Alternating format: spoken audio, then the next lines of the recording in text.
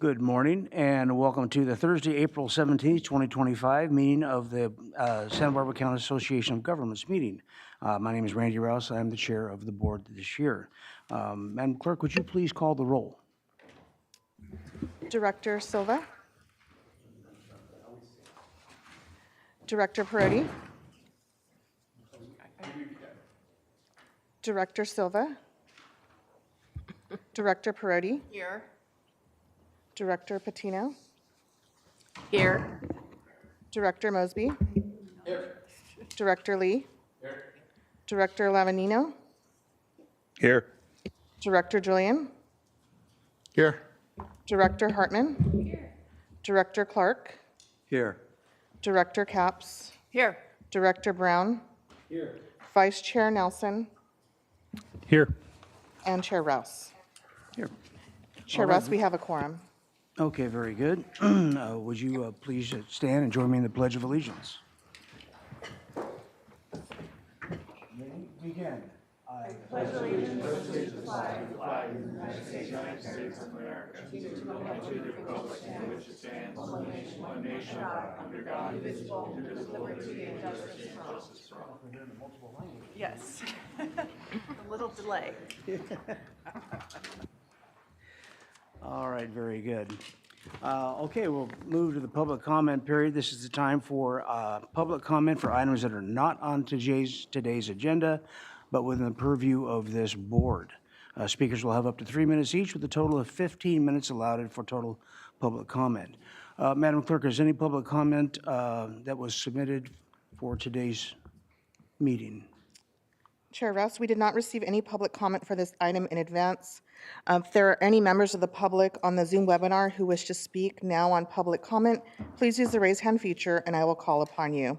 We do have one request to speak form from Cars Are Basic. Madam Clerk, I see someone in the audience who, Mr. Wenz, are you here to speak on general public comment or a specific item? General public comment. Okay, would you come forward, please?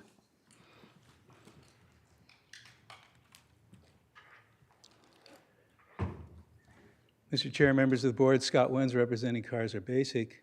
I got up this morning, I'm going, wow, it's 2018. It's a wonderful day. I'm going to go to SBCAG. I went, wait a minute, it can't be 2018 because it's 2025. This organization crushed MTD a number of years back. We exposed criminal conduct by the MTD staff,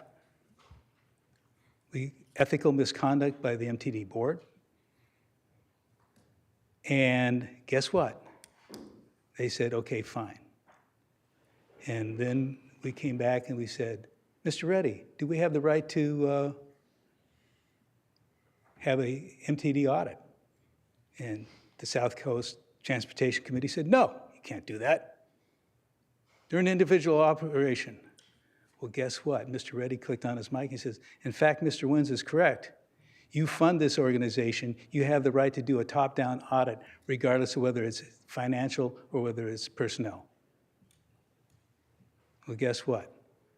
MTD comes back a little bit later and says, we're going to develop the property on Kyriel. I said, no, you can't do that. So I came in. I held up the charter for MTD. I told the board, and this is absolute truth, I read every single line of that charter, and it says specifically in that charter that MTD may only receive funds by operation of transportation of persons. They can't do property development. They can't do real estate games. And MTD said, okay, fine. We accede to that. What happened in January of this year? MTD comes up and says, we're going to develop the property on Kyriel. You've got to be kidding me. They came back and said, we're going to do what they already said they can't do, what the charter says they can't do. And not one person from this board stood up and said, hey, you're profiting by using public money to hold on to property, and then you're going to make money from it that your charter says you can't do. This crap has to end. MTD's out of control. MTD's getting ready to go for a fare box increase. Why? Because they can't operate efficiently. If you'll remember, this organization came before you 2 years ago and said, we have an option that will eliminate MTD, improve the transportation, lower the pollution count. And guess what? MTD then turns around and tries to implement that. The very program that we said that should be done, they tried to do it out in Western Goleta and then down in Carpinteria. The wave. Well, let me tell you, I'm sick and tired of MTD. I'm sick and tired of political processes that allow what I believe is a corrupt organization. Thank you. Madam Clerk, are there further public comments, either in person or online? There are no further comments. Okay, very good. That will close general public comment. And do we have a closed session item to read? Chair and directors, today the board's agenda is to discuss 2 items in closed session. The first item is the Executive Director Performance Evaluation under Government Code 54957B1. The second item is conference with labor negotiators under Government Code Section 54957.6A, and the employee is the Executive Director. The agency designated representatives are Chair Rouse and myself, Susan McKenzie, as SBCAG's legal counsel. And prior to recessing to closed session, I just recommend making sure there's no public comment. Very good. And was there any public comments submitted on this item? We did not receive any public comment for this item in advance, and if there are any members of the public on the Zoom webinar who wish to speak now on the closed session item, please use the raise hand feature, and I will call upon you. All right, very good. With that, we'll adjourn to closed session and return thereafter. For the record, there were no attendees on the Zoom webinar who wished to speak. All right, very good. And for the record, Director Silva is here.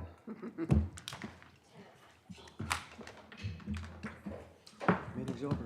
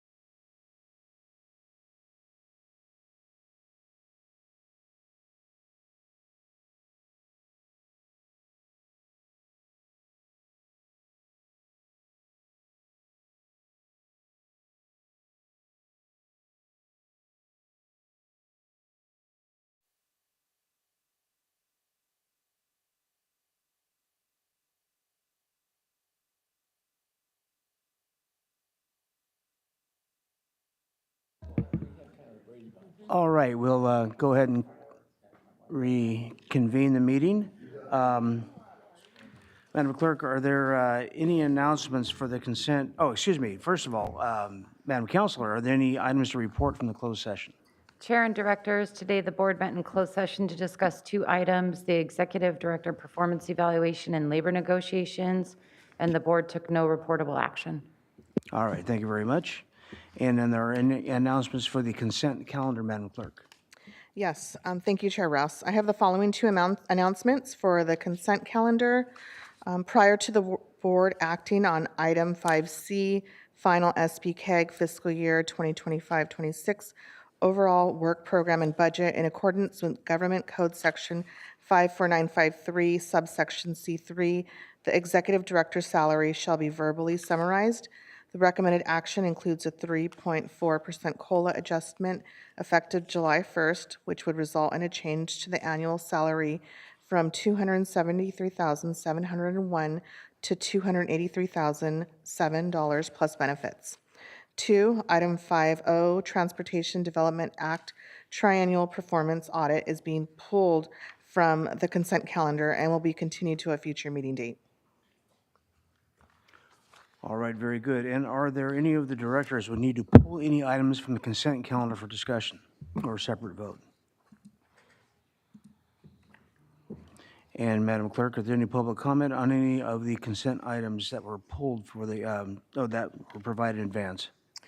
We did not receive any written public comment for this item in advance, and if there are any members of the public on the Zoom webinar or in Santa Maria who wish to speak on the consent calendar, please use the raise hand feature and I will call upon you.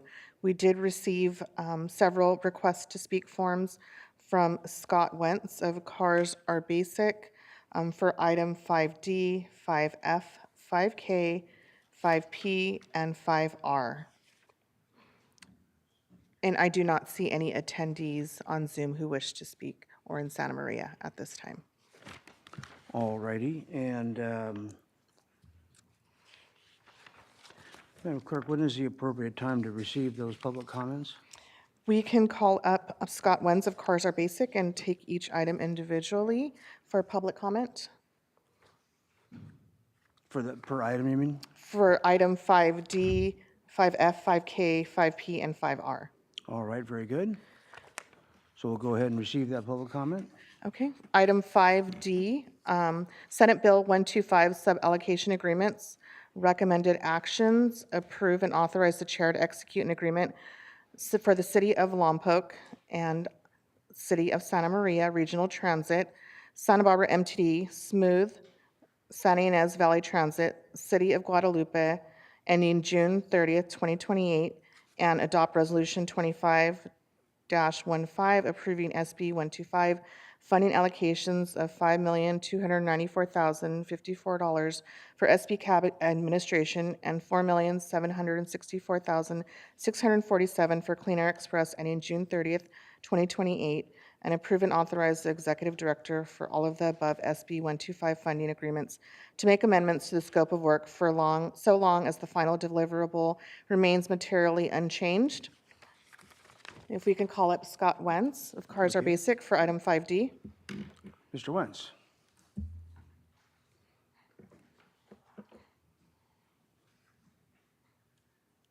Mr. Chair, members of the board, Scott Wentz representing Cars Are Basic. This is an allocation from Senate Bill 125. Scott Wiener, in April 23, 2026, made the statement that the state of California's public transportation program was irrevocably broken. So what's this money for? If it's broken, why are you spending money on it? MTD, as we pointed out, is lost ridership. MTD's asking for an increase in fare box return. MTD continues to ask for very expensive electric buses, and they can't make it work. They haven't been able to make it work for over a decade. You've seen the failure in Carpinteria, Goleta, Santa Barbara. I mean, How much failure do you have to have before you stop spending money of the taxpayers and start doing a private sector alternative that we will provide you, that has been working in other cities and capitals throughout the world? This kind of stuff has to end. All right, very good. And then, Madam Clerk, the next item? Item 5F, Olive Mill and San Ysidro roundabouts closeout. The speaker, Scott Wentz of Cars Are Basic. Mr. Wenz?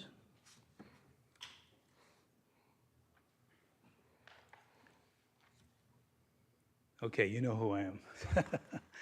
So the deal is on these two roundabouts, why were they built?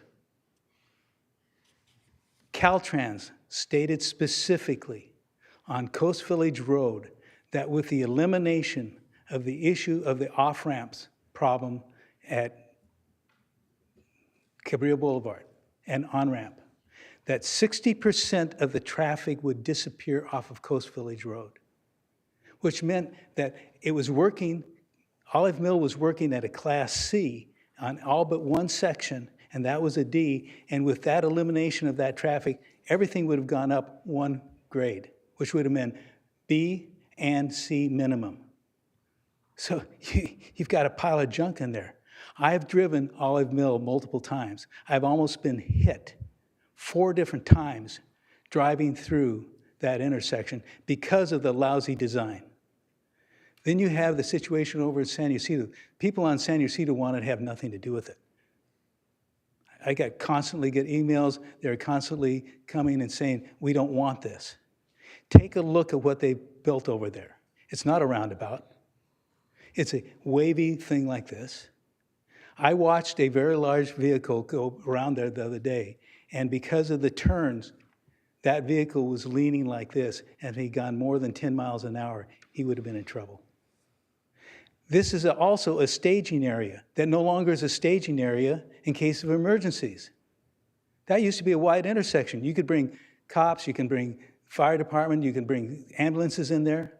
You can't do that anymore. Why? Because they built a, quote, roundabout that has boulders in it. It would cost more money to take it out than it costs to put it in. Again, a roundabout that wasn't necessary.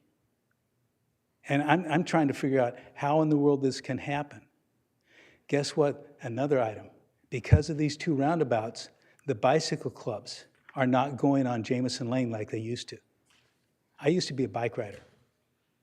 And I can tell you right now, they're not over there on the weekends. They're not over there on holidays because of these 2 roundabouts. This was a bad deal. I want to make it very clear. This organization objected to it, and it's not working. Okay, Madam Clerk?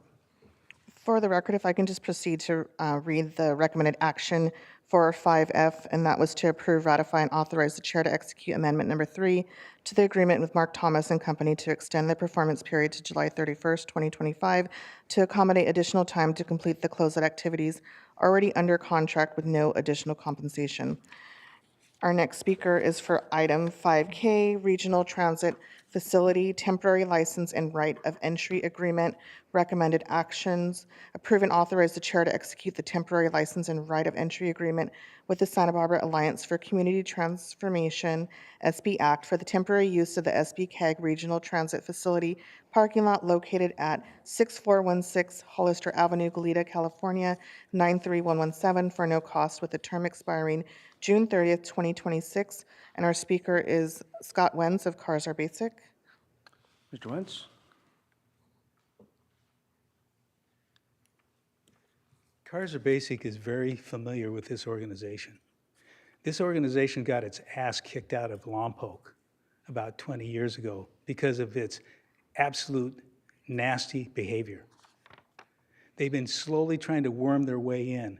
This is another, quote, NGO that cannot exist without government money. It's like the Bicycle Coalition. You know, I mean, I can name them off. Unless they're getting government money, they disappear. We're the only NGO in this county that hasn't taken one dime of taxpayers' money. Not one.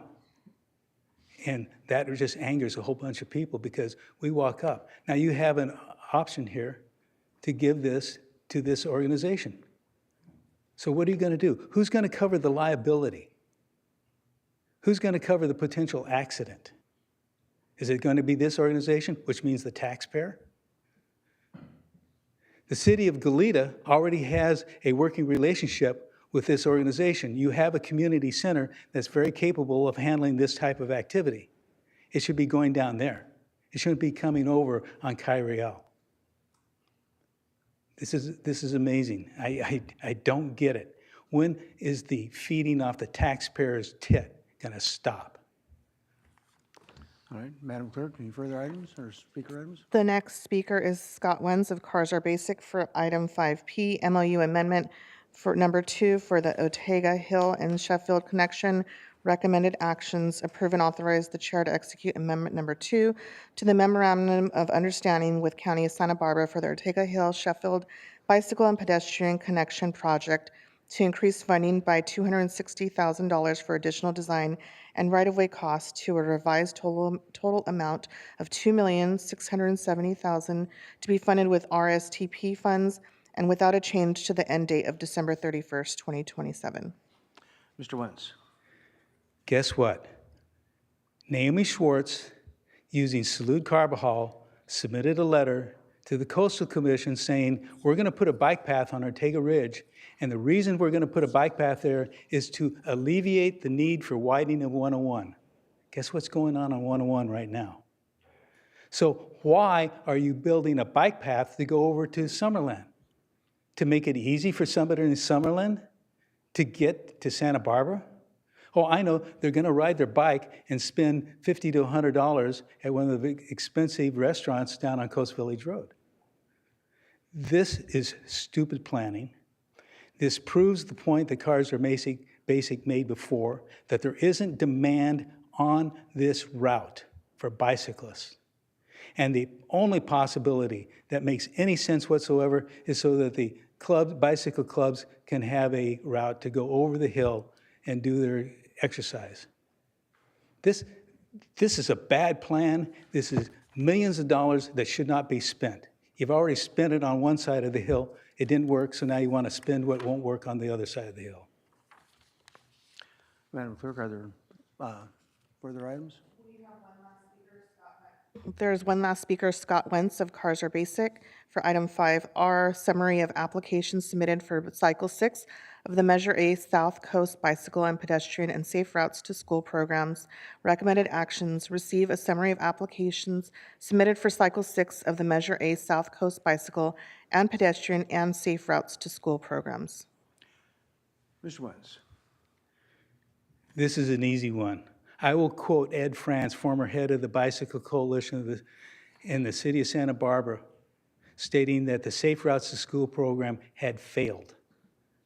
They had a 5-year program. When Ed France walked away from his job there, Director Kern presented him with a plaque and said, you know how wonderful it is to discuss transportation with you.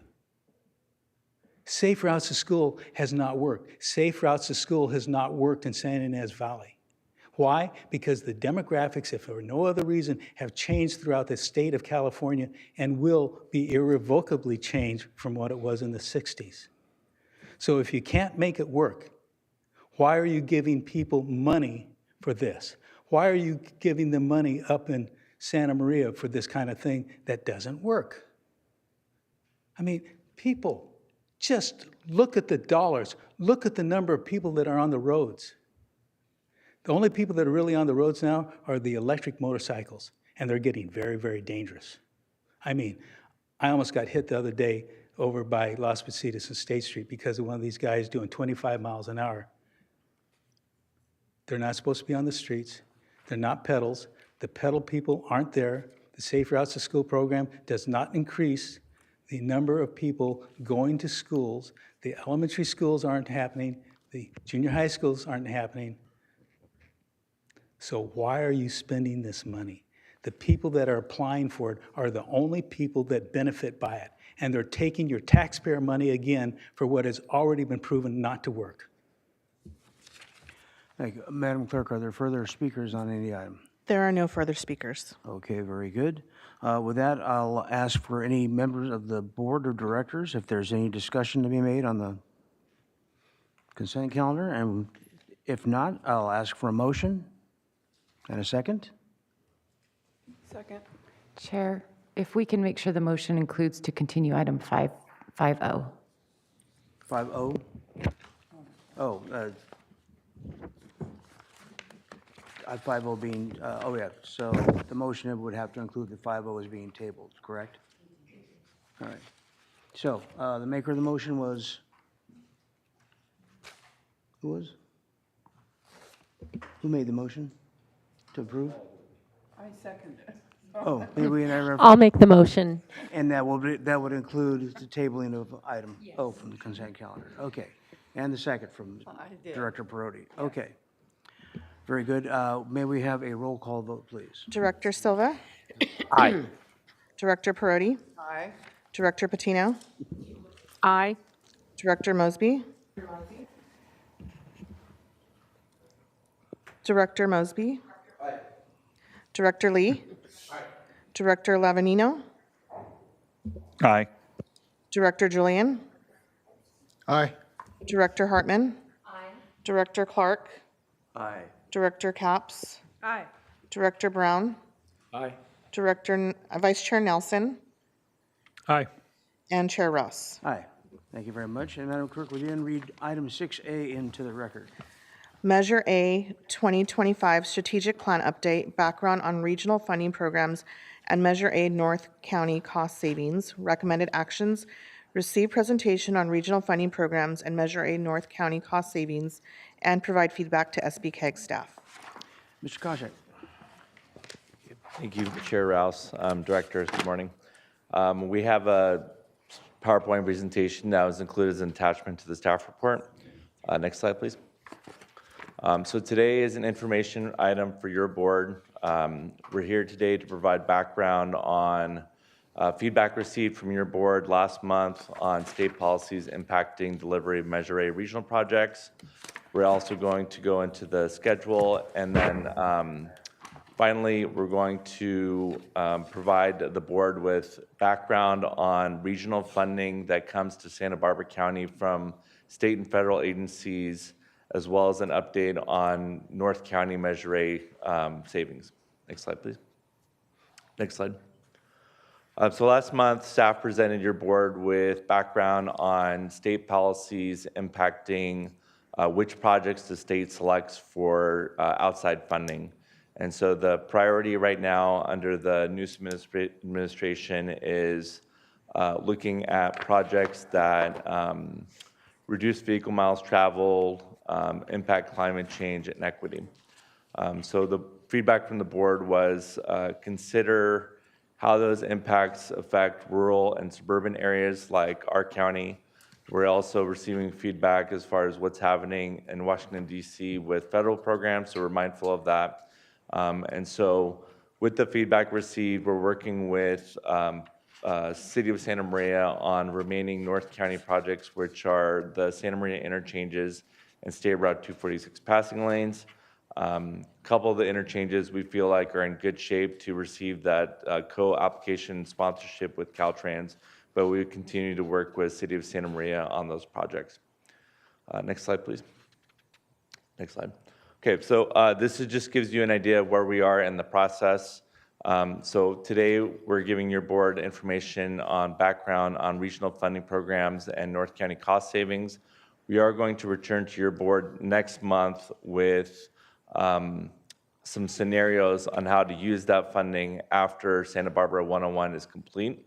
And so that's going to impact regional projects as well as other projects that have been waiting to use the regional funding. And then ideally what our goal is to get that feedback, start developing the strategic plan, and then have that come to your board as a draft in November for approval in December. Next slide, please.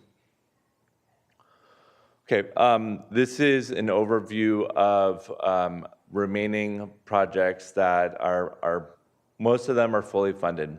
The one project that is not fully funded yet is the Santa Barbara US 101 Multimodal Corridor project. We will know on June 6th from the California Transportation Commission if we receive the final funding award from Senate Bill Cycle 4 to complete the Santa Barbara 101 corridor. And so the last segment of the highway is 4E North in the city of Santa Barbara. There's also the Cabrillo Boulevard project. So we're going to know June 6th whether we were fully funded or if there's a recommendation for full funding, and then that'll go to the commission on June 26th for approval. The remaining projects are all fully funded. I went over them last month, but they're primarily North County, and they're a partnership with Caltrans and some of the local agencies to use Measure A funding in conjunction with state funding for full funding. Next slide, please. So for the Santa Barbara 101 project, one qualifier that we did want to share with you is that we did submit funding applications to the state in late 2024. This was before tariffs were being introduced at the federal level. So we're going to know in the next few months about the impact on tariffs and materials with the final funding package. So we're going to give an update to the board later on that, probably by the end of the year. So that will obviously impact our ability to finish the corridor.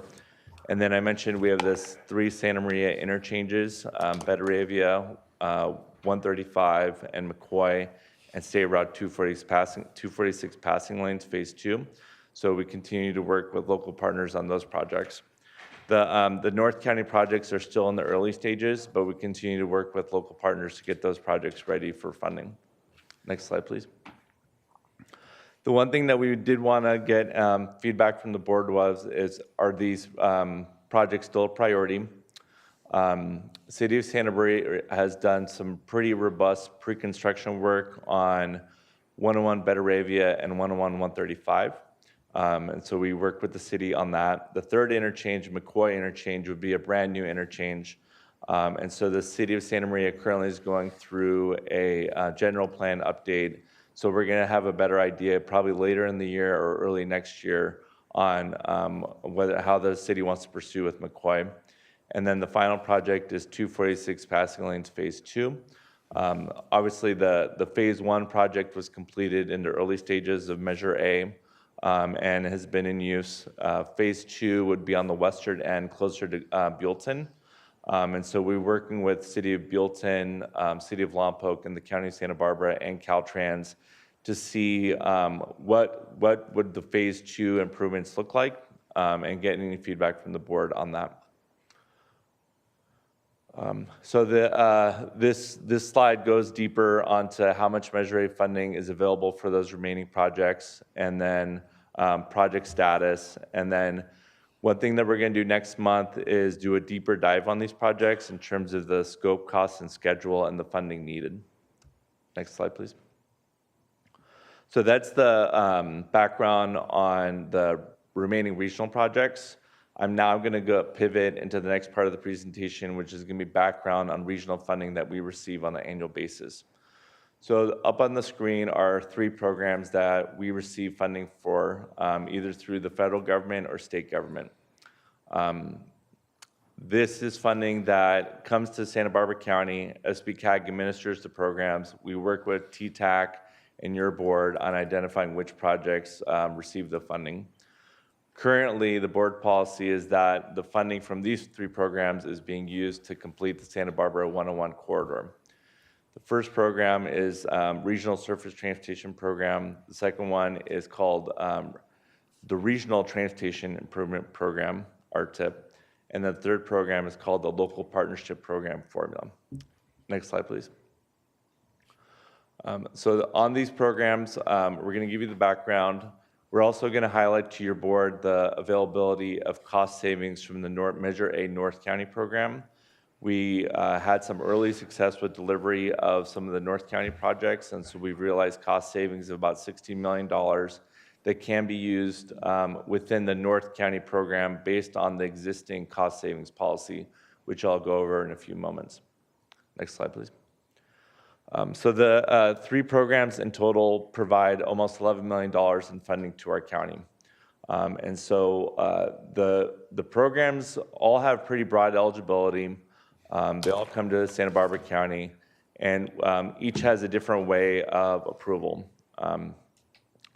For the Regional Surface Transportation Program federal funding, it's a formula programming coming to us, and then your board-approved projects. The second two programs, the Regional Transportation Improvement Program and Local Partnership Program, what we do is we get the amount available, we identify projects, and we submit that to the state for approval.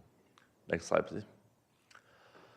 So just on the Regional Surface Transportation Program, this is federal gas tax funding that we receive on an annual basis. There is availability of using the funding for administration, and so staff proposes 5%. Very broad eligibility, everything from highways to local roads to transit to bike ped projects. Some of the money is state funding, and some of it is federal, which I'll go over in a second. And so there is a match requirement for the federal funding. Next slide, please. So each year we get $7 million from the federal government. What happened before the Santa Barbara urbanized area went over 200,000 population, we were getting, the state was taking the money and putting it onto state projects and then giving us a like amount of state funding. So we didn't have to deal with the federal requirements from the program. With the change, the Santa Barbara urbanized area from Carpinteria up to Goleta and north is now federal. And so we have to go through the federal process for the funding. This is a big shift and is going to impact us in many ways. So what you see on the screen is of the $7 million, about half of it is for the Santa Barbara urbanized area, which is federal. The other half is coming to us still as state cash from the state and doesn't have the federal requirements. Of the $7 million, what we do is by statute is $1.8 million goes directly to the county and the cities by formula. And so what staff is proposing that we use the state cash to go to local partners instead of going through the federal requirement. Next slide, please. So currently, as I mentioned, the board policy is that RSTP funding be used on the Santa Barbara 101 corridor until completion. It's been used not just for the highway segments, but also for local projects. And so it's been a benefit to us because obviously we can help make sure projects are ready and then for construction. But SBCAG staff has also been using the RSTP as leverage for state funding through Senate Bill 1. Next slide, please. Now, what happens after 101 is up to the board. We do have some remaining regional projects in North County that I mentioned that could use the funding for delivery. There are also, before funding was going to Santa Barbara 101, SBCAG actually conducted a call for projects for local priority projects. So there's a guidelines process, project selection, and then they're approved by the board and then entered into the Federal Transportation Improvement Program. The other options we can do are using some of the funding for feasibility studies. There are other projects that are not in Measure A as we look towards life after Measure A of getting some projects ready, feasibility studies or corridor studies. There's an opportunity there. And then additionally, transit, rail, and active transportation improvements are also eligible. Next slide, please. I'll stop there to see if there's any questions on the RSTP funding. Any questions from directors for the staff? Any in I have a question. Yes, Mr. Nelson. Yes, thank you, Chair Rouse. So there's 5.2 million in the RSTIP, and then there's a 6.93 million coming from federal gas tax, and that's a separate pot? Just want to confirm. Thank you, Director Nelson, through the chair. It's the same pot of funding. So we get the 6.9 million, but then we give 1.8 million directly to local agencies, and then the balance of about $5 million is available as a regional pot. Okay, so it's 6.93, and then subtract, the 1.8, and you get down to the 5.2. Yes. Is what we're saying. Is there's discretionary for this body? Correct. It seems like, you want to take the money out of the northern portion to then distribute it through cities and county-wide. What would be the impact to the ability to spend those dollars in the north by, I guess, washing it through that? So then, taking the 7 million minus the 1.8, that leaves 5.2. It would be, the 5.2 would be a blend of the state cash and the federal cash. And so there would probably be a little bit less of the state cash available. It would be more of the federal funding available for discretionary projects. So by taking that out of the North County funds to distribute it countywide, it'd eliminate the flexibility for the North County projects? There would be, I'll phrase it this way, Director Nelson, it's not reduced flexibility, it's just going through the federal process of, if the regional projects are already going through the federal process of environmental and then other associated requirements, then they're already going through the process. So they're not going to be, it doesn't change eligibility, it just changes the process for using the funding. Just an example, with the state funding that we receive, we don't have to go through a project approval process or entering projects in the Federal Transportation Improvement Program. It would just be state funding that you get to use on the project, and then any required invoice processing would not be necessary. So it's just more of a administrative process that the projects would have to go through. All North County projects would qualify for federal funding then, that, in all future projects? At this point, my understanding is that the 101, 135, and the 101 Beta Avia are going through the federal process, but we'll confirm with City of Santa Maria. But some of these other projects that we might want to do, they might not be able to go through the federal process or may not qualify for the federal process. And then that state cash, we wouldn't be able to have that because for those projects, I guess I think it's okay to say that, yes, the North County projects would be less flexible than the funding source if we do that, which is a policy decision that we could and should potentially make. So I'm not trying to, I just want to acknowledge it, not necessarily prevent it. Yes, and just and we appreciate that feedback, Director Nelson. And I think another way that I would share information is that this is one of 3 funding programs. And so what we're doing today is giving background on the 3 programs.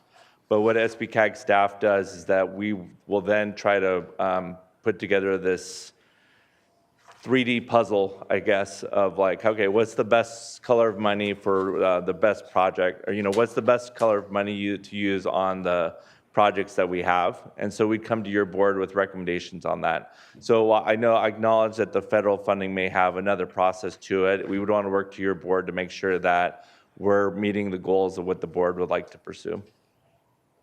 Understood.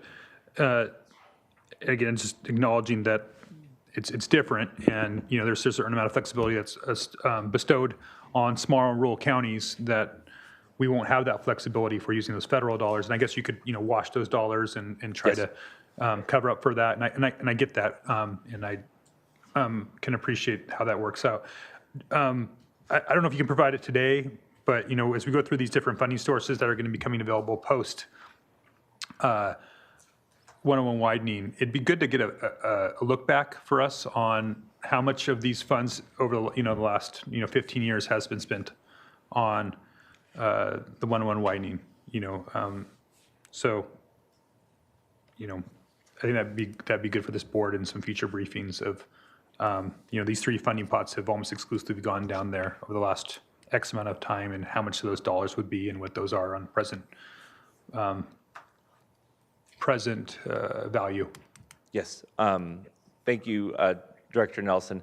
Yes, I think off the top of my head, and we're going to have more information for the board next month. One thing that we're proposing to do is a Measure A strategic plan workshop where we can do a deeper dive on this.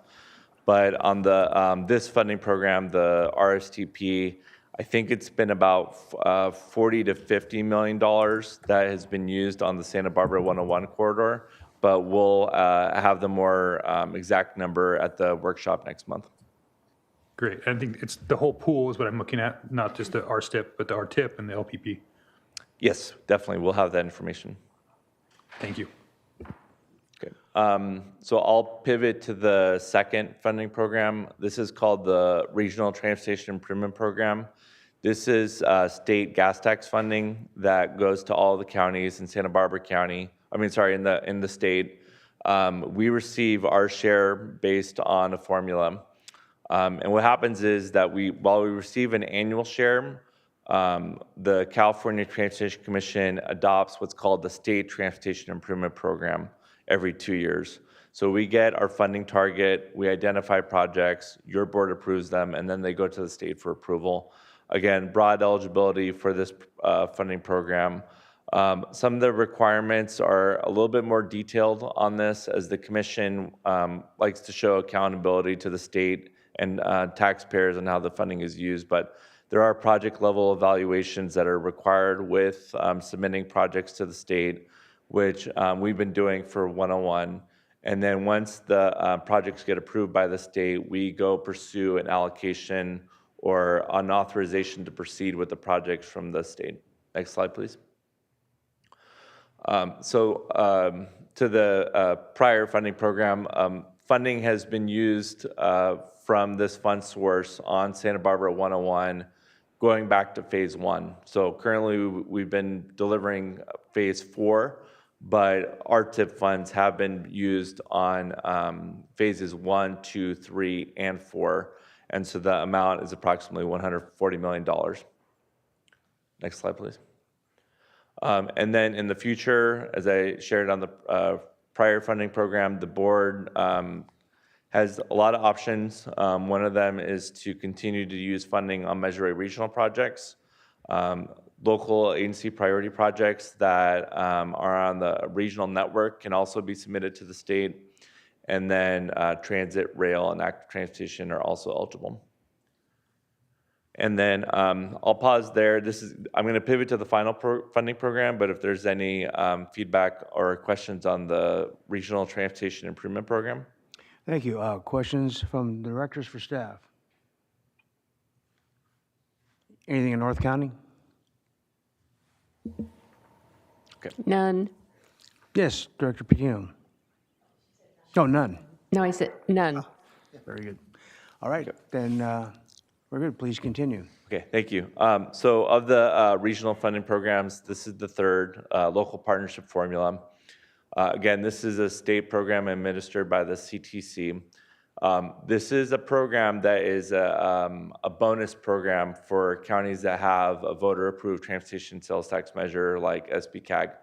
So when Senate Bill 1 passed in 2017, they introduced the local partnership program. We receive a formula share as well. Part of it is how much sales tax revenue we generate each year, so the state updates that along with our population. The prior funding program, RTIP, did not require a match. The local partnership program requires a 1-to-1 match. For every $1 of funding in local partnership, you have to provide $1 of funding, which we use Measure A. And then similar to the RTIP, we have projects, we nominate them, the board approves it, and then we submit it to the state for approval. Next slide, please. This is actually gives you an idea of how much funding has been, or what projects have been utilized for the local partnership program in the Santa Barbara 101 corridor. We receive about $1.3 million per year, and so we've been receiving it for about 8 years. So it's been about $12 million in local partnership funding that we've been using in the corridor. Next slide, please. And then similar to the prior two programs, the board has the ability to either put them on the remaining regional projects, on local priority projects, or other projects like rail, transit, or active transportation. So this is a summary slide of the different programs. We anticipate $11 million per year. I did just want to share with the board, the one thing that we're going to monitor is the impact of the state gas tax. And as vehicles become more fuel efficient and as there's a transition to electric vehicles, the gas tax is getting to the point where we're trying to see how much longer it's going to be producing robust funding for not just California, but for the nation. And so that's one thing that I just wanted to let the board know about. We're going to, for the RTIP program, the second program, we're going to be receiving our available funding probably in June. And we're going to know at that point where we're going to continue to receive the $4 million per year, or if there's going to be a change in funding because of the gas tax. And then the bottom table just shows you the eligibility for the programs. Okay, so with that, I'm going to go to the final portion of the presentation, is Measure A North County cost savings. And so back in 2016, your board approved a policy on how to use any cost savings. In Measure A, we have what's called the 3 sub-programs. We have 101 Santa Barbara off the top at 13.3%, and then North County receives 43%, and the South Coast receives 43%. The way the cost savings policy is shaped is that the first priority is for any cost savings to be used on projects within one of the 3 programs. So obviously 101, all funding is being used on 101. Santa Barbara sub-program has a lot of programs, less actual named projects.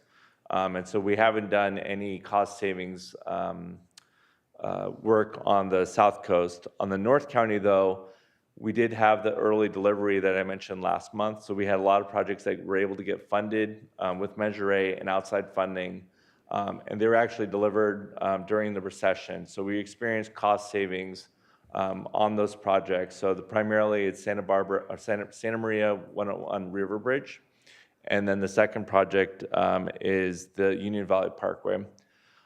So if you go next slide, please.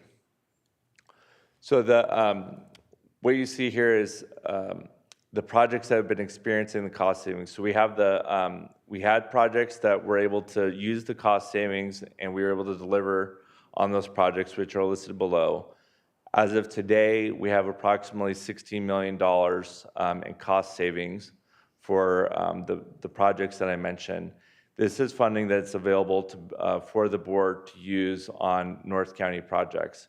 And so those are the priorities on the cost savings policy. So we do have the shortfalls that we'll go over that we mentioned previously on the 3 Santa Maria interchanges and the 246 passing lanes phase 2. You can also have the ability to advance any other North County projects, or you can have the ability to continue to reserve the funding for use at a later date. Next slide, please. So we're close to wrapping up. So today is an information item for your board to receive background on available funding for use in our county. We did present this similar update to TTAC a couple weeks ago. Didn't get much feedback from TTAC on this. What our goal is that we're at a point in Measure A where if we receive full funding for Santa Barbara 101, that's a game changer for us to start looking at getting other projects done. And this is regional projects, local projects. And so what we would like to do is we're going to have a workshop with TTAC in May. And we'd like to do the same thing with your board as well. But what we're now going to do is take those remaining North County projects, take how much funding we have in regional funding, and then present different scenarios to your board on how to use the funding. And so these are just going to be preliminary scenarios. If TTAC and the board have additional scenarios, then we're going to take that as well, and then continue to update the board on how to use the remaining funding. Next slide, please. So that concludes staff's presentation. I'm happy to take any questions or feedback. Thank you. Okay, are there any questions from directors on that last section of the presentation? Any from North County?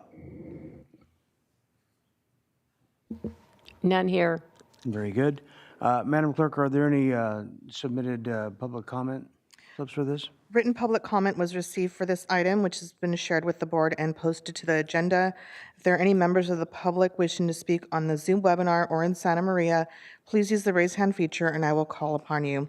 We did receive one request to speak form from Brian Sweeney. Yes, sir. This is a request that the surplus funding left over from Phase 1 of the Highway 246 Passing Lanes project be directed towards funding the design phase of Highway 246 Passing Lanes Project 2, Phase 2, in the 2025 Measure A strategic plan.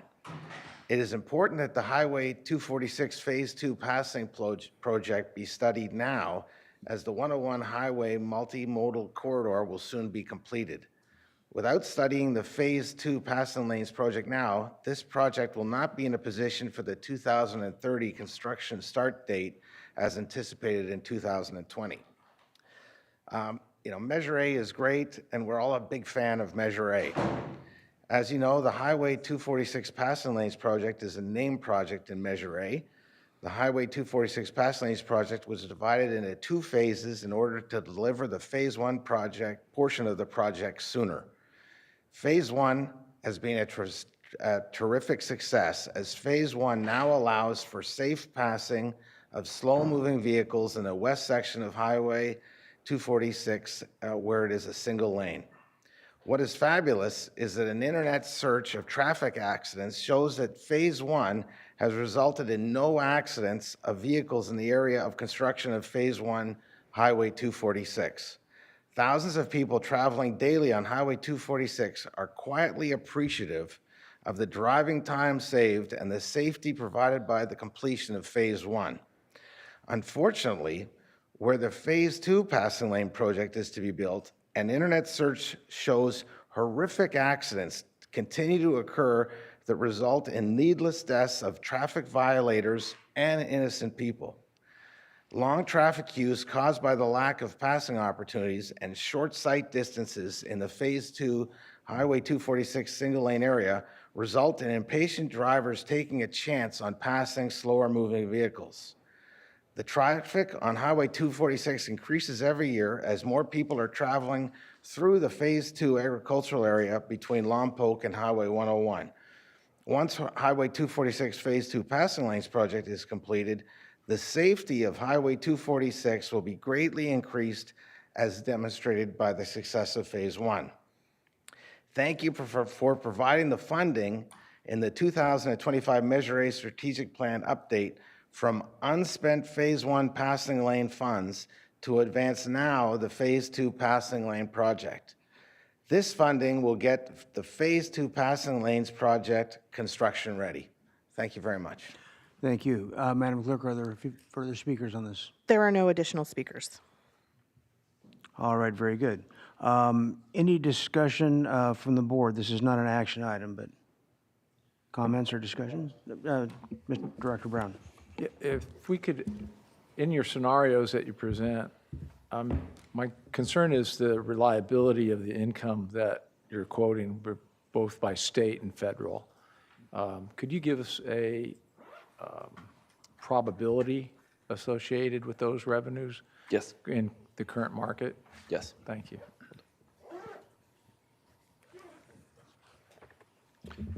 Chair?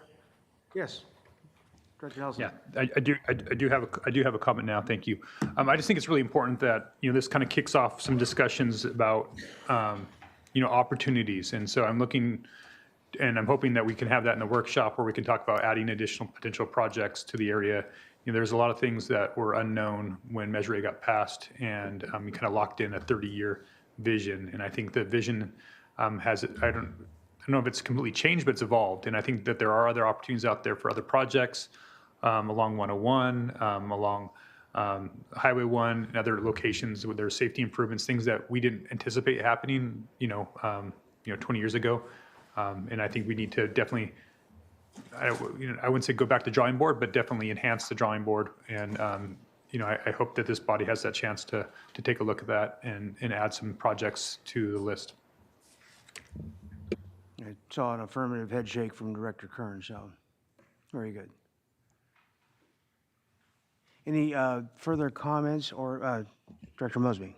Yeah, let me echo the public comment and that everybody remember that even though we look at things regionally and directing money and stuff, in a community like Lompoc where so many people do commute and with sales tax aspects, we have about a 50% leakage in sales tax where other people are spending it elsewhere, which makes it difficult for an area, especially with the thousands of people that are commuting every day in that second phase of passing land on 246. Remember, they might live in the area of Lompoc, but a lot of them are working in South. And as much because their pillows in one place, but their jobs in another. So remember, it's not just a regional aspect, it's all of us. Don't forget the center. I mean, there's north, there's south, don't forget the center. All right, very good. Further comments or questions from directors? All right.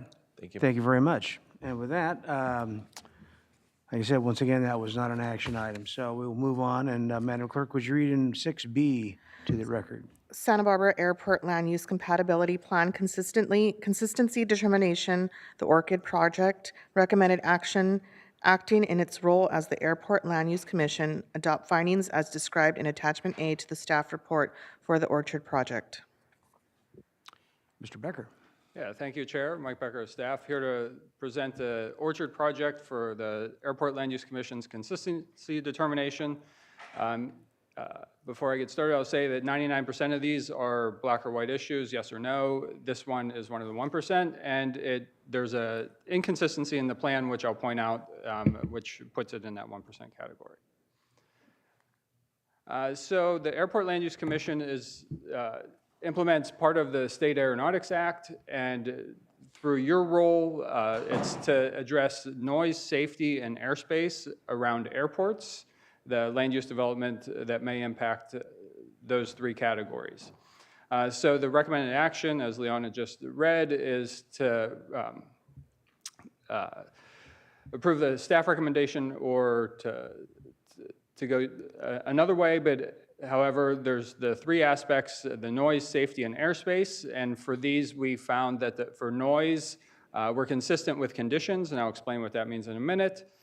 For safety, we're consistent for the vast majority of parcels within the project, however, one parcel is inconsistent, and I'll explain that further. And for airspace, we're consistent, and I'll touch on that as well. So the Orchard Project, we're going to start off with just a site location here. The red dot highlights the larger parcel that is being proposed to be split into 14 smaller parcels. We are east of Santa Barbara Airport, just east of Old Town Goleta, roughly the intersection of Highway 217 and Hollister Ave in unincorporated Santa Barbara County. And here's the site plan. North is oriented to the right, but this is the project layout, and you can see across the top and bottom, the PA 1 through 14, those are the individual parcels that are proposed to be created from subdivision of a larger parcel.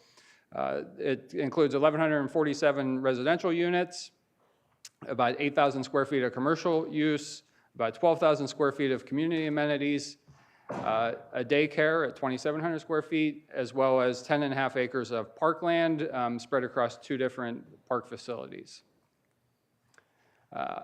So while we'll go through those noise, airspace, and safety, purposely keeping safety for the last, but for noise, you could see on the image on the screen the noise contours of the Santa Barbara Airport. And you can see the southern portion where the red dot is of the project site falls within that noise contour.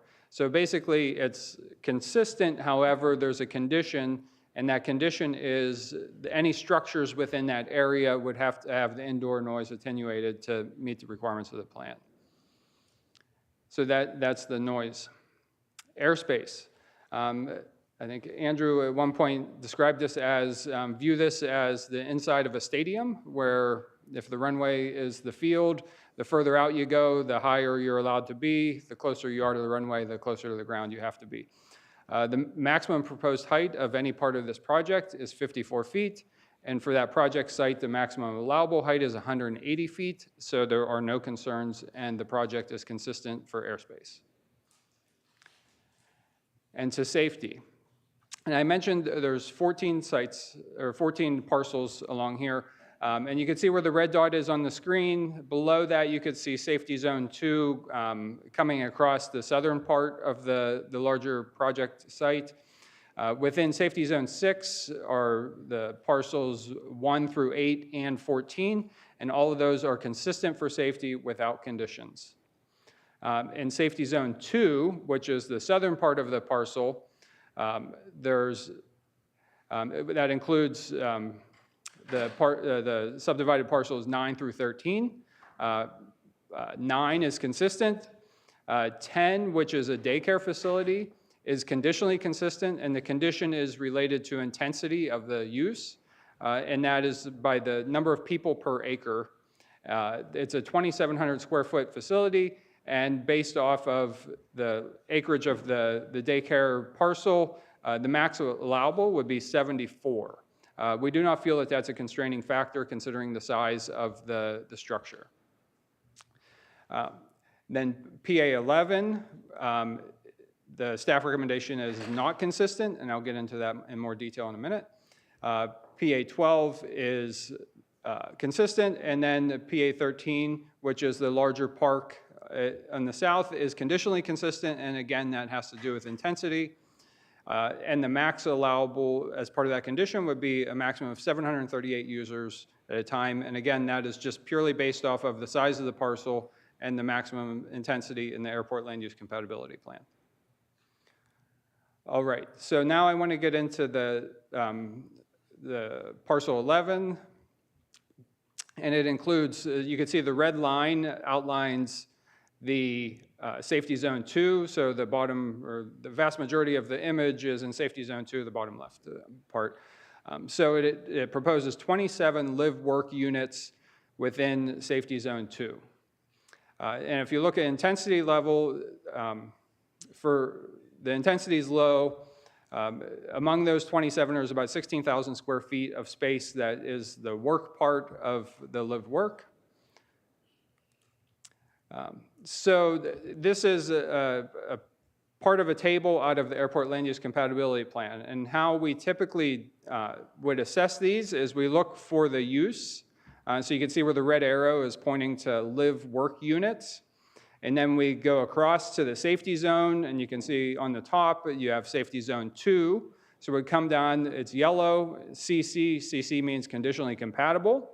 And if something is identified as conditionally compatible, you have that top section of the table is what you refer to, or if there's anything specific to that use, it would be included in the box to the right. So if you see the row above has, it says 2, maximum 5 rooms. So the box below it on the live work line is empty.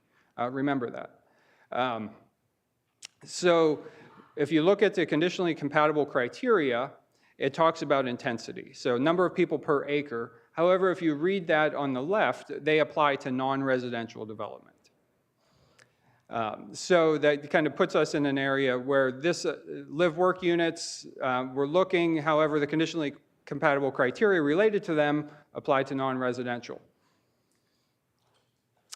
Before I go on, I wanted to highlight, so you have the project site, and this is the blue rectangle in the middle of the screen is Safety Zone 2 for Santa Barbara Airport. Within there are residential units that exist. There is part of or entirety of 50 mobile homes that are within Safety Zone 2 currently.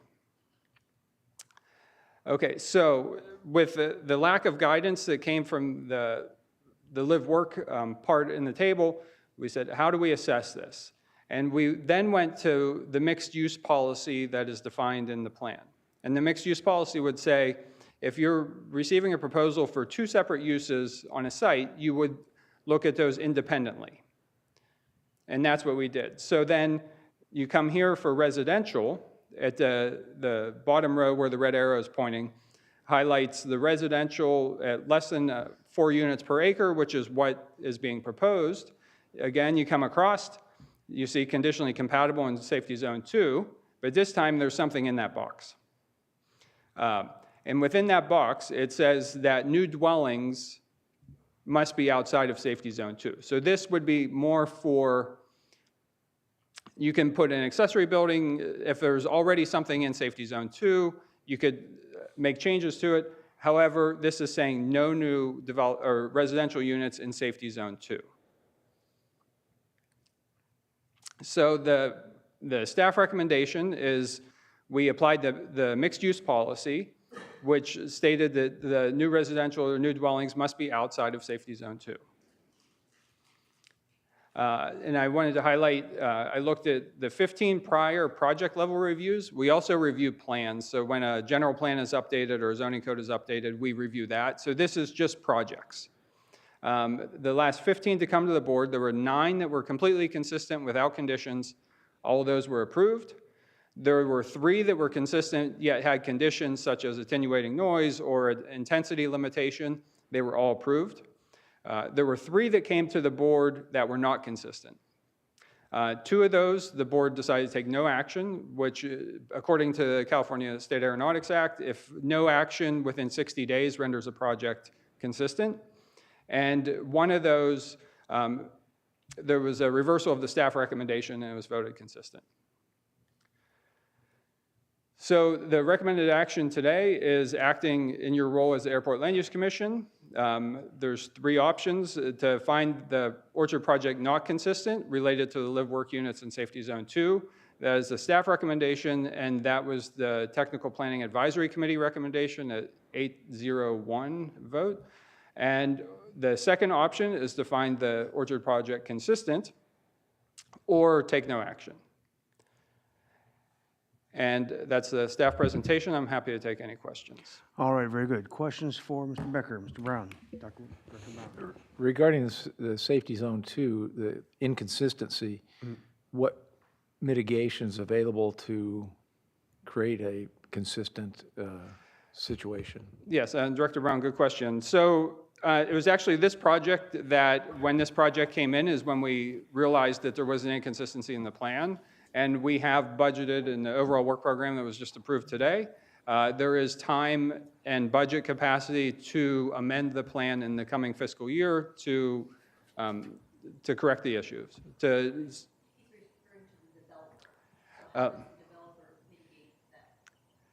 How does the developer? That's a good question. We do have a developer here who will offer public comment in a minute. For that, there's no guidance within the plan to mitigate that.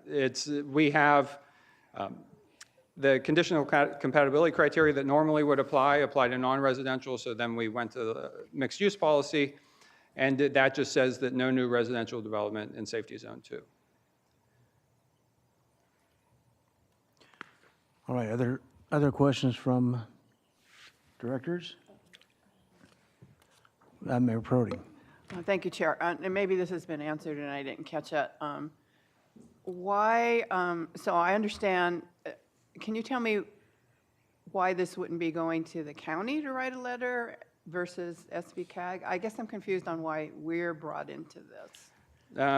Director Prody, the SBCAG board also functions as the I know. Airport Land Use Commission, and SBCAG staffs the Airport Land Use Commission on behalf of the county.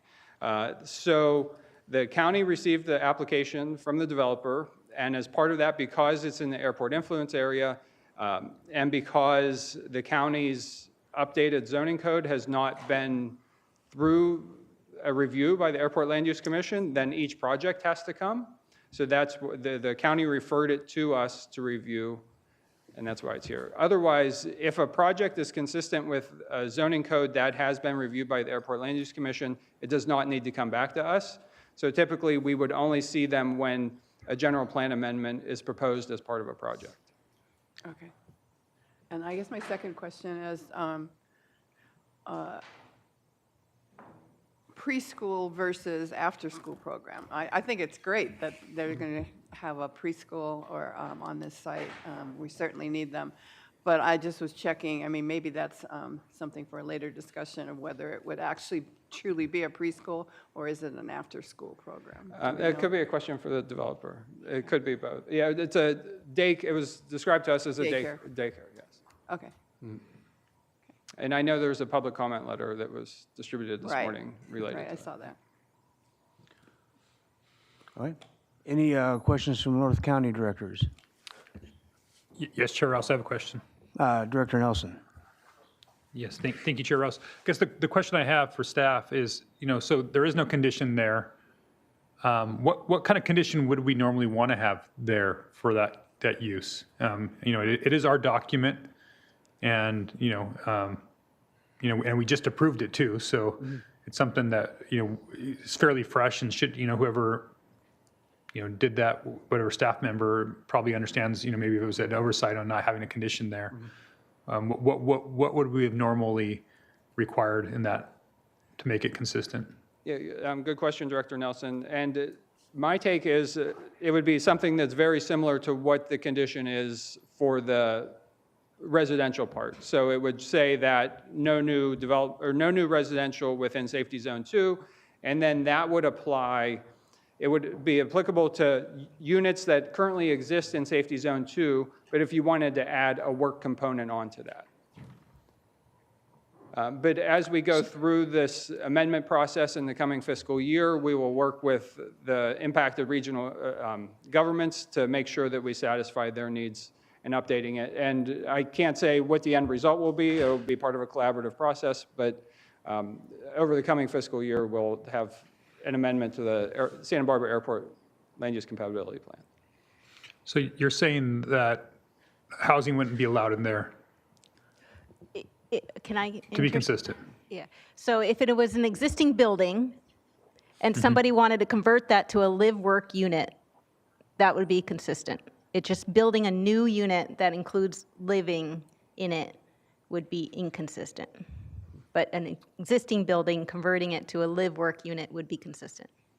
So it's an issue of order of operations here.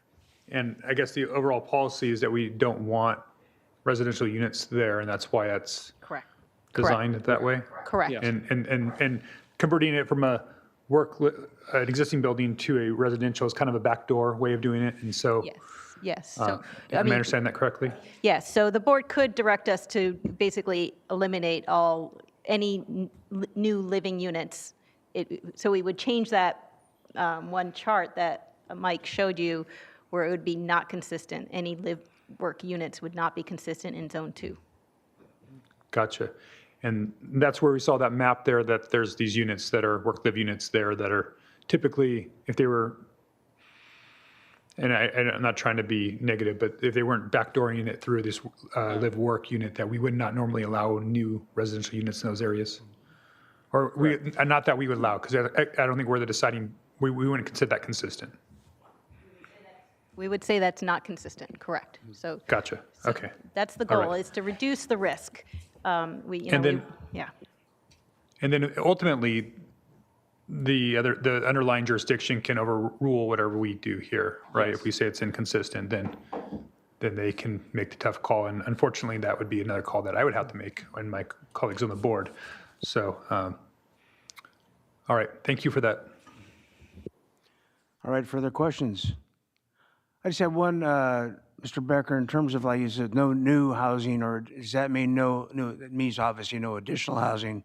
Excuse me, what about replacing units that are there?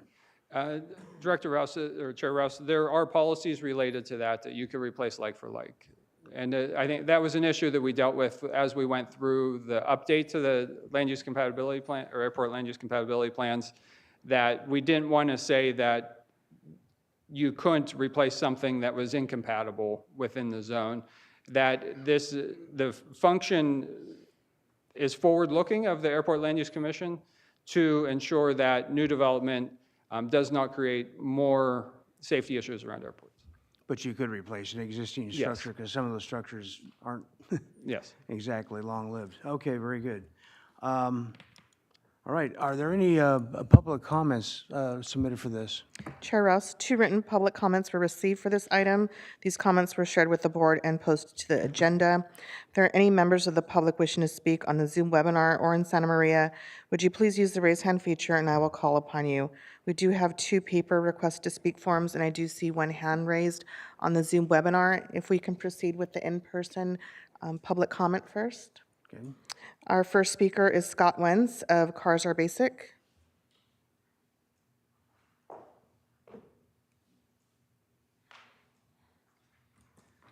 Mr. Chair, members of the board, Scott Wentz representing Cars Are Basic. When I was in the Army, I was learning how to fly. In 1 year, I put in over 30 hours in the air. I cut my teeth on tail draggers. I went to tricycles. I went to singles, twins. I've flown in and out of places like San Jose, very dangerous location. I'm concerned about this. And the reason I'm concerned about it, because if anybody's looking at aviation, it's changing. The fixed wing aircraft are now going to be changed. You're going to see, quote, flying cars. And some of these vehicles are going to be coming over this. That's number one. Number two, anytime you get a change in the air traffic, you're going to see flow over that location. So, I just as a pilot, I'm concerned about it. It's not a matter of if, it's a matter of when. And you've seen a lot of the singles dropping on the East Coast where it's high density. Santa Barbara Airport is going to increase in density over the years as far as traffic is concerned. Then the other thing I've noticed, and I was looking at the PDF, I was going, how many parking places for the residents per bedroom are there? I didn't see any. And then there was a comment in there about connecting up with the Goleta bike location. Guess what? The City of Goleta has not done its CEQA-demanded EIR for a bike project that includes the entire city. And we've received numerous complaints, particularly the recent ones over Cathedral Oaks and what they're doing there. So you don't have an EIR for the City of Goleta. It's right next to the City of Goleta. There aren't any designations for parking per bedroom. So you have a lot of holes in this project, and my main concern as a pilot is I don't think that's a good one long-term. Thank you. Next speaker, please. Next speaker is Jason Nelson from Oak Creek. And Chair, Jason Nelson has a brief slide deck that was part of public comment that will accompany his comment. Very good. Chair Rouse and directors, good morning. Jason Nelson, applicant for the Orchard Project. I'll go through a quick slide show here. So here's the project location. It's located in eastern Goleta in unincorporated Santa Barbara County, near Hollister and Ward and the 217. It's classic infill in the center of the urban area, fire safe and road friendly, walkable and bikeable to jobs and Goleta Beach. It's a diverse, inclusive community, including 264 low-income units, which is 23% of the overall project, 80 workforce units for locals, a new daycare center, diverse market rate housing, mostly for sale housing with local preference, neighborhood commercial, and more than 9 acres of parks. And the project is 17.7 units per acre, and it was deemed complete by county planning in January of this year. We have cutting-edge plans. Our application has been a friendly builder's remedy application. Placemaking has been our goal. We're helping the county meet its regional RHNA goals, providing important, affordable workforce and market rate housing for locals and making it the next great place to live. So in Zone 2, we have parks, open space and walking trails, roads, auto parking structures for the nearby attached product homes, daycare facility, HOA and common area facilities, and the live-work units, and bioretention. Here's the 9-acre park that's located in the Zone 2 area. It's currently planned to have a soccer field, plenty of parking, pickleball courts, open space and walking trails. It's currently planned as HOA space, but could be dedicated to the county or a nonprofit for public use. Large gatherings and group sports are limited in Zone 2, so it would not be allowed to have large group gatherings there. On the live-work section, that's causing staff concern, our plan originally had 73 units, now reduced to 27. They're basically 2,200 square foot single-story residences with an attached 600 square foot commercial. They represent just 2% of our total project. Live work was allowed in the airport land use code, which is why we proposed it. SBCAG staff determined that the live portion of the live work is incompatible due to the residential component. Finally, the live work units would provide a novel new option for local residents, but is not necessary or critical for our overall project. Office space is permitted, and we would shift to that use in that area if SBCAG determines that the live work units are incompatible in Zone 2. We have the best of intentions with our plan. We feel we can provide a great new range of new housing types and for our local area, regardless of your decision on the live work units. The project with its many benefits will still go forward with or without that 2%. We believe that the live work units are appropriate and safe, but we'll adjust based on your decision. Thank you. Thank you. Further speakers on this item? Our next speaker is Eileen Monahan, consulting. If you can please unmute yourself. Good morning.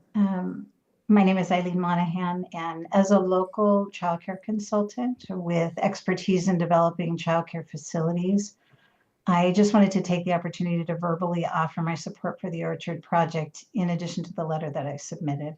I truly commend the thoughtful inclusion of a substantial childcare or daycare center, which is designed to serve both residents and the broader community. We all, I think, are aware of the significant shortage of childcare options in Goleta and Santa Barbara, particularly the critical need for infant and toddler spaces. Unfortunately, addressing this shortage is not a simple process. Establishing a new childcare center, whether constructing a standalone facility or retrofitting existing buildings, can be prohibitively expensive and logistically complex, as well as being time consuming. These hurdles make it a challenge for many childcare providers to expand capacity effectively.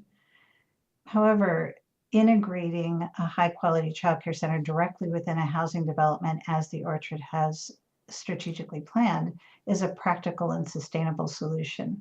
This approach streamlines development, significantly reduces barriers, and effectively brings childcare directly into neighborhoods where families live.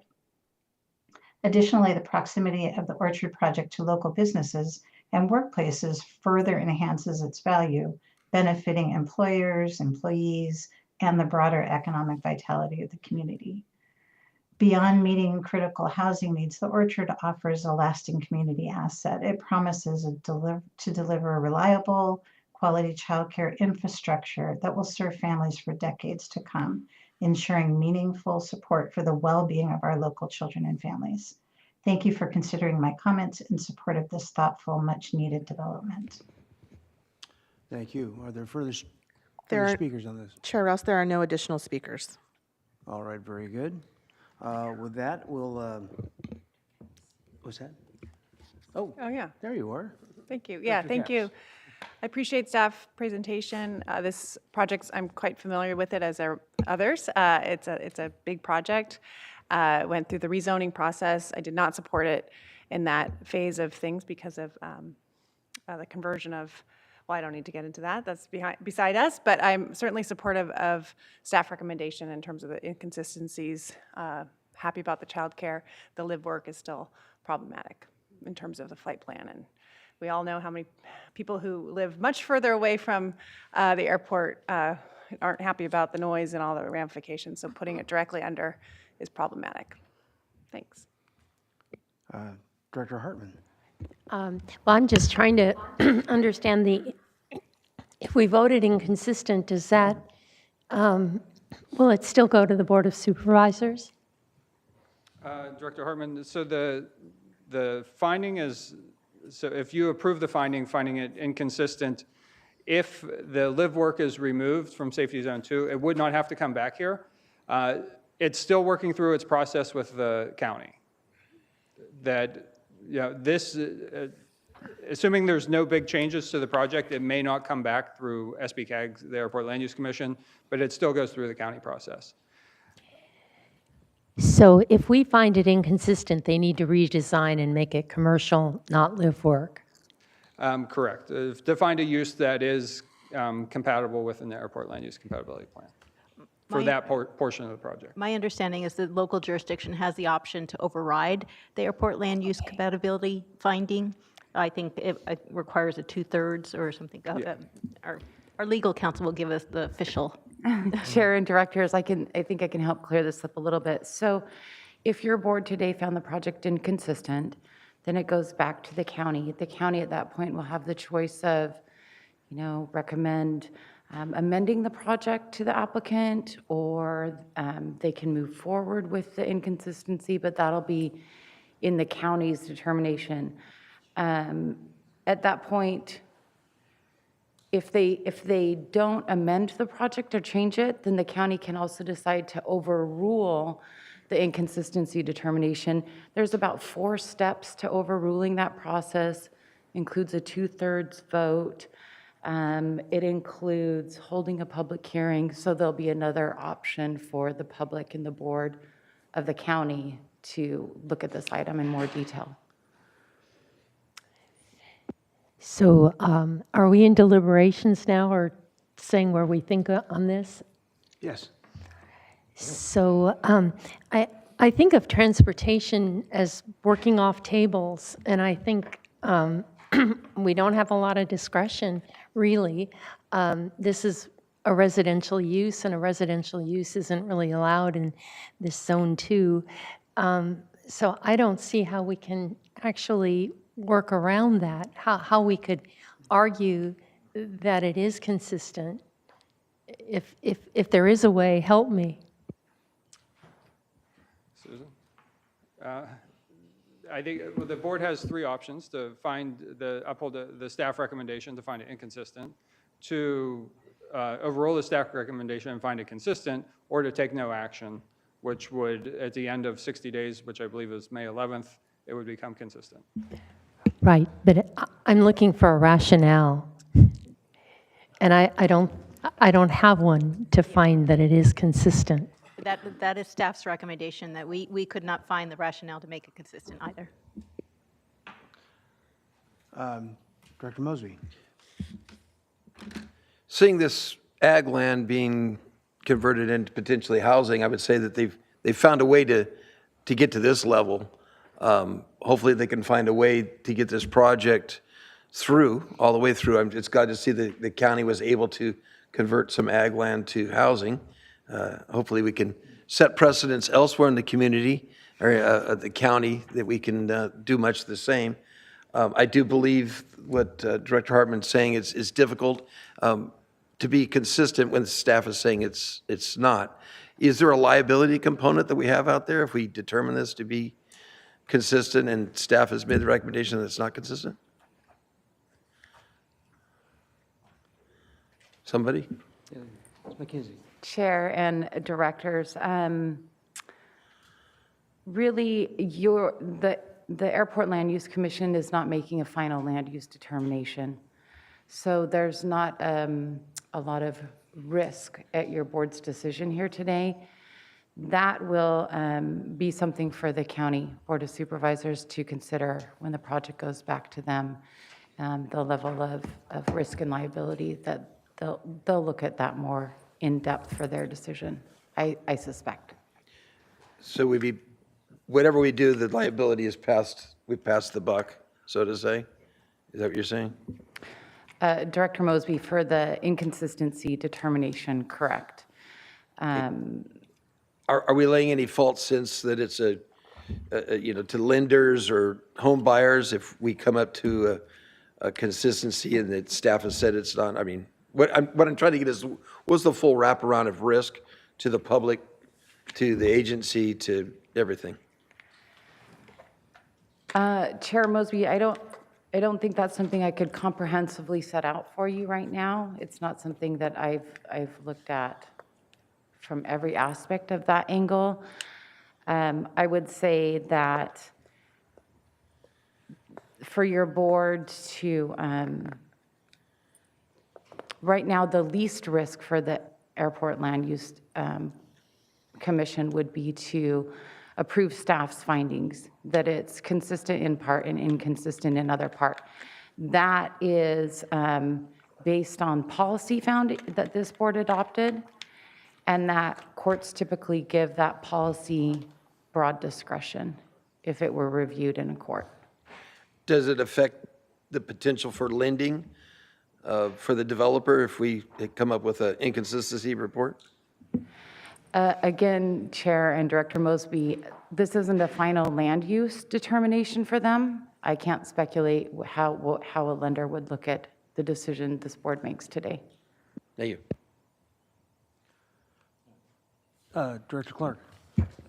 Thank you. I'm an industrial safety engineer with an advanced degree and 44 years of experience conducting research for the federal government, participating in federal government standards, boards, municipal experience with the city of San Diego, experience with private industry, Merck Pharmaceuticals, and a lot of experience with insurance companies, commercial insurance.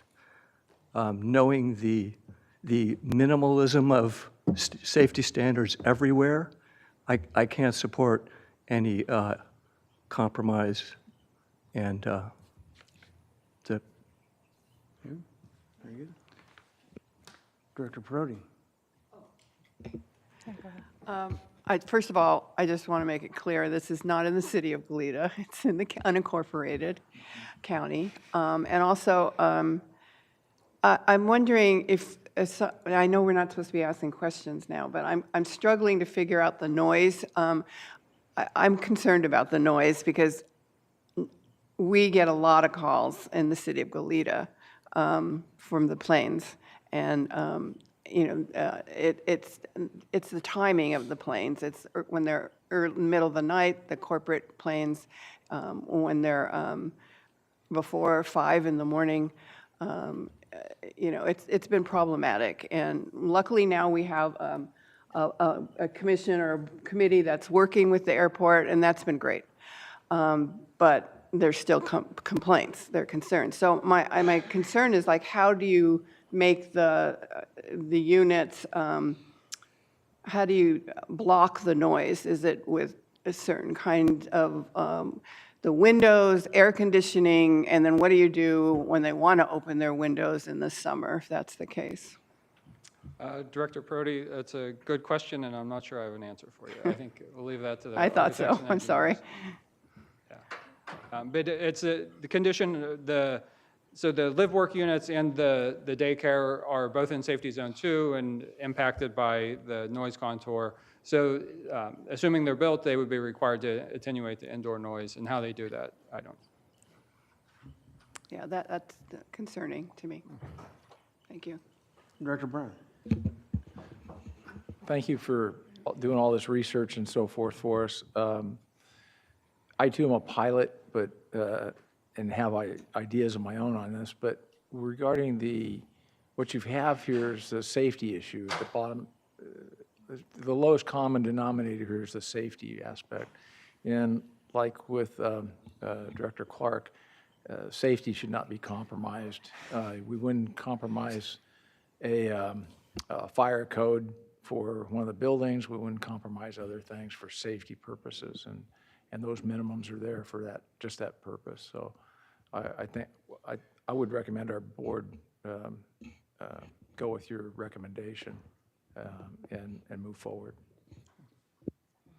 So I had a question, and forgive if I missed this in the presentation about protocol. So at what point, or does the County Planning Commission weigh in, or is that coming up, or is that? Chair Rouse, that's a question for county staff. Okay. We're not here. And then the second one, same question for FAA. Does that, I know the FAA has noise abatement standards and flight pattern and minimum standards. Is that something that's already been addressed, or do they also have? A good question, Chair Rouse. So there's some aspects, so like for SBCAG through the Airport Land Use Commission, we look at safety noise and airspace, and if something is a potential airspace concern, then it is evaluated by the FAA.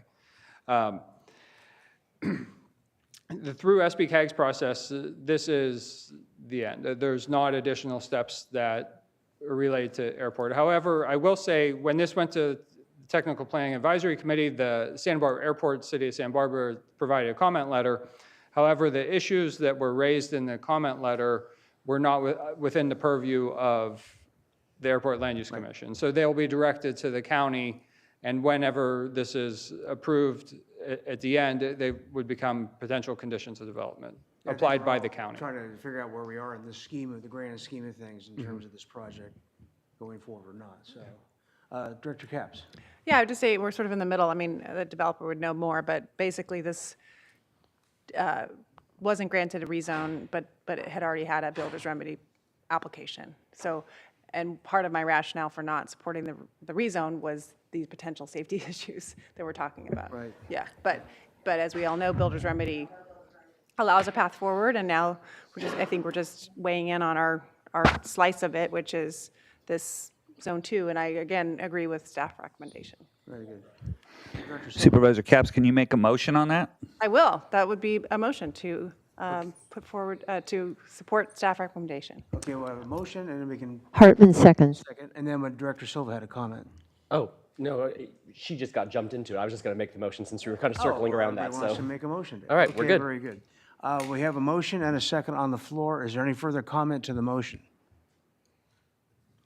Seeing not, we will go with a roll call. Oh, wait, what is the motion? Is it to? To approve staff recommendation. Staff recommendation, thank you. And is that consistent with the seconder? Yes. Yes, okay, very good. Now, may we have the roll call vote? Director Silva, Aye. Director Perotti, Aye. Director Patino, Aye. Director Mosby, Aye. Director Lee, Aye. Director Lavanino, Aye. Director Julian, Aye.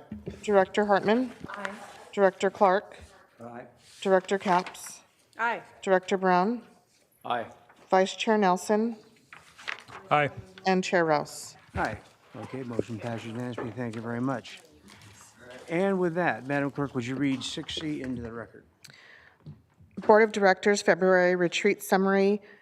Recommended action, approve the February 27, 2025 SBCAG Board of Directors Retreat Summary and provide direction to the Executive Director to provide next steps for priority areas of collaboration and place in a measure on the November ballot in 2032. Director Kern. Mr. Chairperson, members of the board, in the interest of time, I'd just like the report to speak for itself, and if you could direct me to come back with next steps. All right. Very good. Any questions? Public comment on the item? If there are any members of the public wishing to speak on the Zoom webinar or in Santa Maria, please use the raise hand feature and I will call upon you. I do not have any paper requests to speak forms, and there are no attendees who wish to speak. All right, very good. So we'll cast a motion on the item to approve. And a second? Second. Okay. Who made the motion? Or did you jump in second? Was it- I've got a question. Oh, okay. I would Director prefer to Nelson. have a motion so it's officially in your record that you approve with these priorities, yes. Right. Okay, so the Well, first and second, but Director Nelson has a comment or a question. yeah, I do. I'm okay with receiving and file the report, but I guess to me, placing this on the ballot in 2032 is a premature decision and needs more robust debate. I mean, I think I'm open to it, but I think there's additional conversations that have to happen at this board between now and then. Absolutely. Before, Absolutely. I don't want to give authorization today and say, hey, back on April 17th, 2025, we authorize you to do this, when I think we need to show some proofs of concept over the next couple of years about, some of the things that we've talked about in this retreat before we're willing to say, yeah, that's absolutely something that, we're willing to support. Director Kern? Mr. Chairperson, through the Chairperson, Director Nelson, the action is to provide direction to staff to provide next steps for the priority areas and the placing of the measure on the ballot. So I agree with you. The wording may be a little too direct, but it's really just to provide next steps. That's the action, to approve the report, the summary, and to provide, direct staff to provide next steps. So if you want to change the motion to end the motion after steps, the word steps, that's fine. And are we, I guess we're we taking the priorities of the retreat as the recommendations of this board for next steps for the director. Is that how you're receiving that, Director? Yes, and so is the first table that I'll start with in the report of providing next steps, and then you'll provide direction again. Excellent. Then I support that modified motion. I just don't want to get confused on the potential Okay. tax measure yet. So to the maker and the seconder of the motion, do you stipulate to that, and does everybody understand the motion? Director Hartman. I think the motion is fine. I think now Director Nelson understands what it means. All righty. I'm okay with that. Okay, any further comment to the motion? All right, we have a motion, a second on the floor. May we have the roll call vote, please? Director Silva, Aye. Director Perotti, Aye. Director Patino, Director Patino's had to leave. Director Mosby, Director Lee, Director Lavanino, Aye. Director Julian, Aye. Director Hartman, Aye. Director Clark, Director Capps, Director Brown, Aye. Vice Chair Nelson, Aye. Chair Rouse. Aye. All right, thank you very much. With that, will you, Madam Clerk, read 6D into the record? Financing options for Measure A program. Recommended actions: receive update on financing made available through Federal Transportation Infrastructure Finance and Innovation Act for Measure A program. 2, receive presentation from SBCAG staff on financing options for Measure A program. Very good. Mr. Karshak. Thank you, Chair, Directors. In the interest of time, we're going to streamline the presentation, but it was always known that since we had to pursue outside funding for delivery of many of our Measure A projects, including Santa Barbara US 101, that we would need to pursue some sort of loan or financing for the Measure A program. So back in 2022, SBCAG, or prior to that, SBCAG pursued a loan through the federal government called a TIFIA loan, and it was approved, and it allowed us to have the financing for the match required for our Senate Bill 1, Cycle 1 funding that was approved by the state. So we were able to work with the federal government, lock in a loan at about 4%, and what it was is that it allowed us to seek financing for the Santa Barbara 101 project, phases 4A through 4C. The TIFIA loan did also provide certain flexibility where you're only paying interest on what you drew down. So we were approved for the $75 million, and fortunately, through the funding that we've been able to leverage with Measure A from outside sources, at this point, we've only had to draw down $50 million of the $75 million. And so there's still capacity there, but we're at the point where we're not going to need to draw down the full 75. So what K&N Public Finance, our consultant, has been doing is they've been monitoring the rate market and seeing if there's any opportunities there. And so Melissa Schick with K&N is on the Zoom, and she's going to provide an update for you. Things have obviously changed in the last few weeks, but we're going to give you an update for any opportunities that the board may want to explore.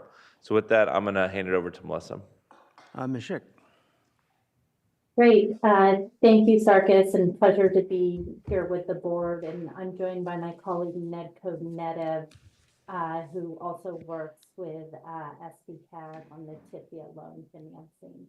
So just a brief overview, SBCAG implemented the TIFIA loan with the U.S. Department of Transportation in a not-to-exceed amount of $75 million. Melissa, I'm sorry. I think something happened with your audio in the last few seconds. I don't know if there's anything on your end. Can you hear me? Yes, it just got very soft. Okay, sorry about that. I'll try and speak. Yeah, that's better there. That's good. Is that better? Thank you. Yes, so the TIFIA loan, we locked in a loan rate at just over 4%. And the loan is intended just to fund segments 4A to 4C of the Highway 101 project. And as Sarkis just mentioned, since locking in the loan to date, SBCAG has drawn on 50 million of the total 75 million of authorized loan amount. In implementing the TIFIA loan, staff has worked diligently with the U.S. Department of Transportation and actively provides ongoing administrative requirements associated with the loan, which includes quarterly and annual reporting, both on the project as well as on the Measure A financials, the updates to a financial model specific to the TIFIA loan program, as well as securing an annual rating with Standard & Poor's on the TIFIA loan. Largely why staff and SBCAG pursued the TIFIA loan borrowing is the flexibility it afforded in funding the Highway 1 project. And notably, the TIFIA loan can be prepaid at any time with no penalty. And that's why we're here today, is just to provide an update on the TIFIA loan and its status. Next slide.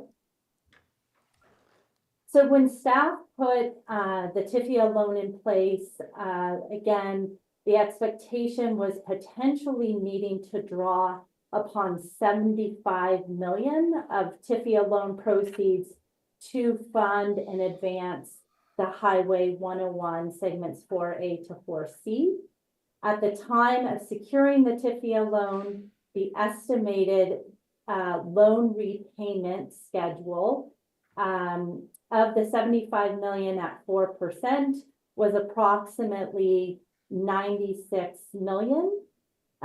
Assuming a draw of only 50 million, the SBCAG's repayment under the TIFIA loan is expected to be much lower and closer to 65 million in total debt service between fiscal 2026 through the term of the loan, which is consistent with the term of the Measure A tax. Next slide. So now that there's certainty around the project funding needs, certainty around the total required TIFIA loan borrowing proceeds, there are several options as staff considers the ongoing management of the TIFIA loan. First is just to maintain the status quo, maintain an outstanding balance of the TIFIA loan of 50 million and repay the borrowed amount to the U.S. Department of Transportation in a manner consistent with what I just reviewed on the prior slide. Another option two would be to potentially prepay the TIFIA loan with tax-exempt bond proceeds. And there would be two reasons to consider this option. First and foremost, to achieve interest cost savings, meaning to get a lower borrowing cost in the public bond market than as currently locked in with the U.S. Department of Transportation. Additionally, the issuance of tax-exempt municipal bonds would not require much of the ongoing administrative requirements under the current TIFIA loan. And then third would be option two, but in refinancing the outstanding TIFIA loan with tax-exempt municipal bonds, SBCAG could consider the issuance of additional bonds to fund a modest amount of Measure A projects. Next slide. So what about that interest rate environment that we've been tracking since securing the interest rate on the TIFIA loan? This graph shows you 10-year taxable rates and 10-year tax-exempt rates from September 2022 to today. And you'll see the black line notes SBCAG's current TIFIA loan borrowing rate of 4%. And since September of 2022 and locking in that rate, taxable interest rates have moved up and down, and at times they've been higher or lower than the TIFIA loan rate. And by and large, tax exempt rates have remained below the TIFIA loan rate, but have also been volatile and moved up and down, largely fueled by Fed policy. And you'll note at the bottom of this slide, as we were drafting the presentation, and we'll get to this, but there's been a tremendous amount of volatility, as the board is familiar, over the last week and a half around trade policy, which has had notable impacts to the interest rate environment. Next slide. So assuming the refinancing of the TIFIA loan based on an interest rate environment before the volatility over the last week and a half, the analysis of the refinancing of the TIFIA loan with tax-exempt bonds resulted in estimated present value debt service savings to SBCAG. We looked at two structures. We looked at a structure of issuing municipal bonds and repaying the bonds just as the TIFIA loan requires, such that the repayment is accelerated with a step up over 5 years and then a step down over the life of the borrowing.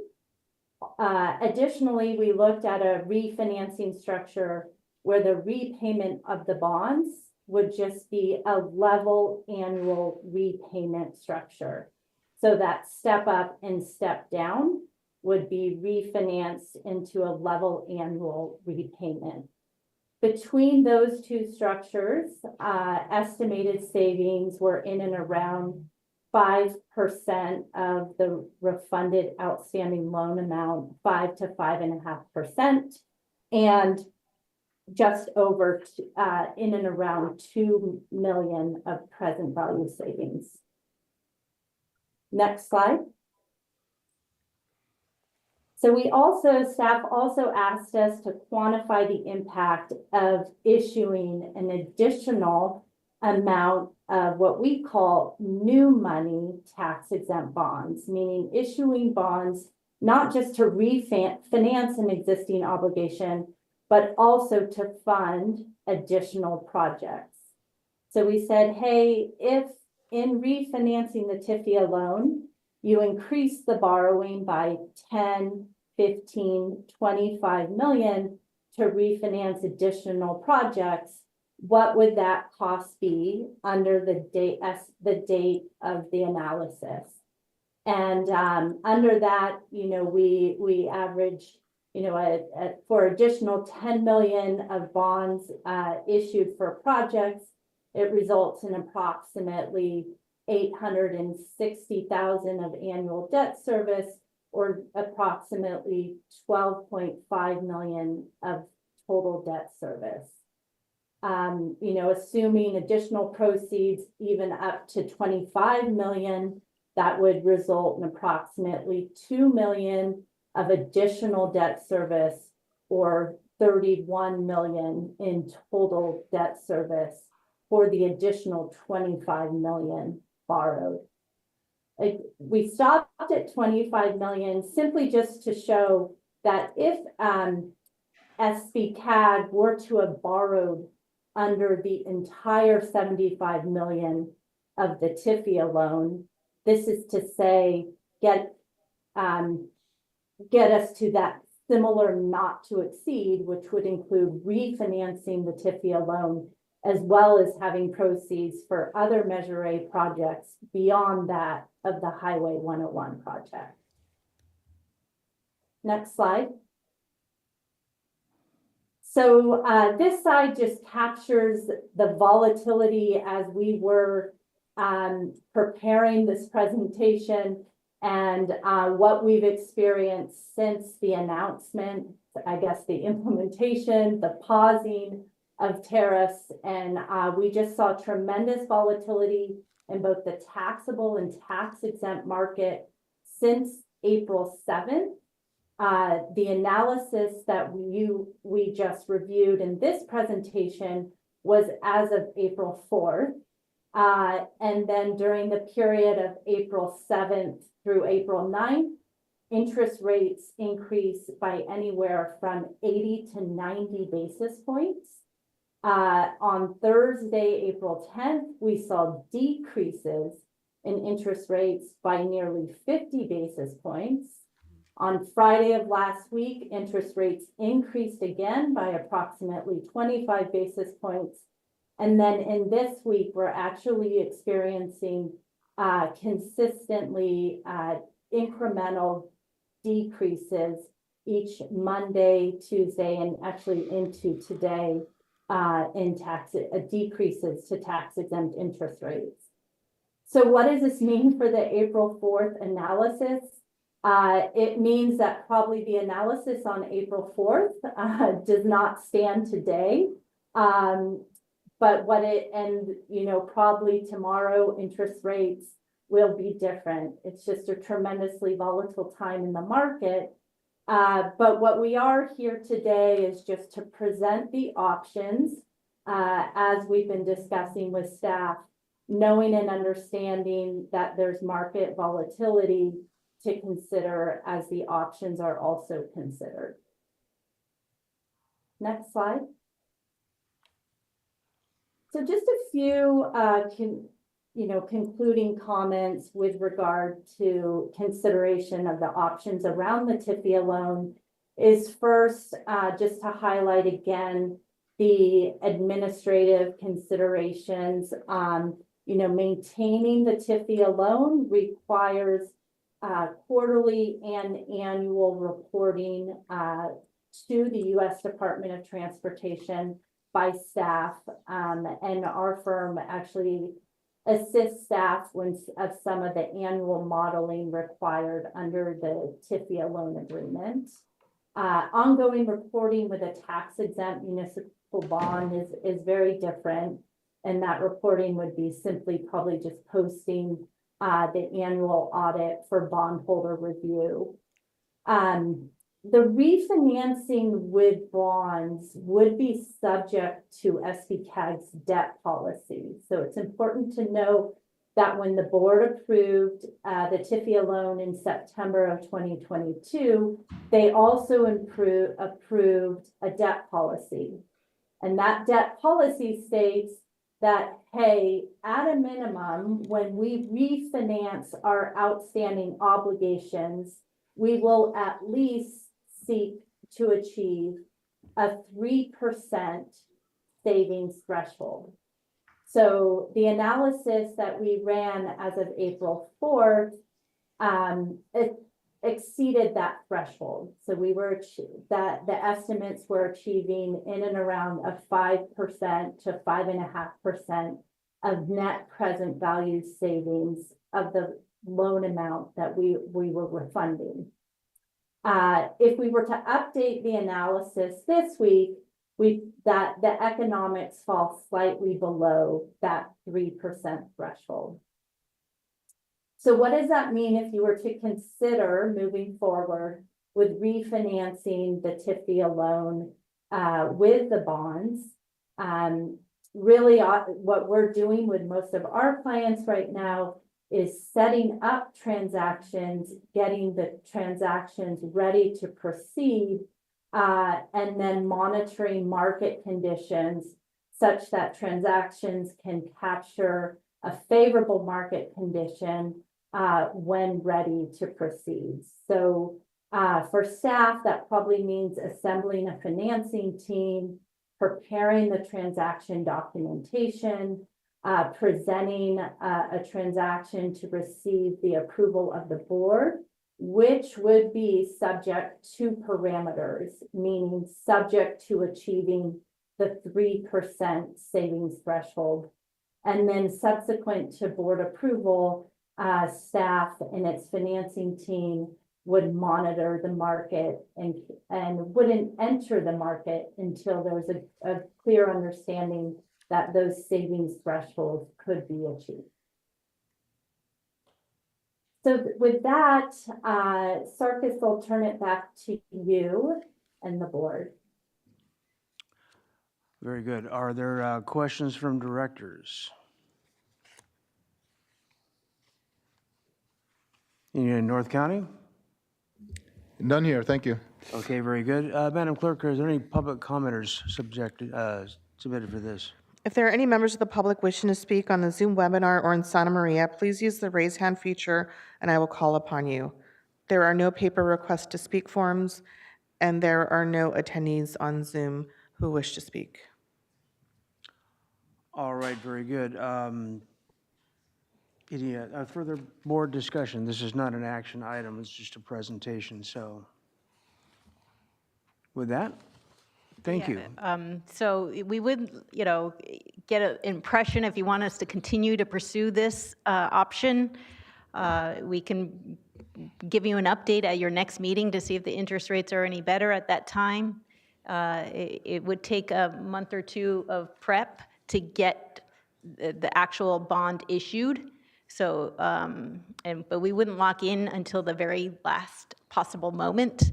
So I think with the volatility of the interest rates right now, it's a little scary to give that direction at this time. I mean, but if you can give me a nudge in the right direction, if you have when to pursue this, how risky would you like? Are you comfortable in pursuing this? Yeah, we'll see what the pleasure of the board is. Director Brown.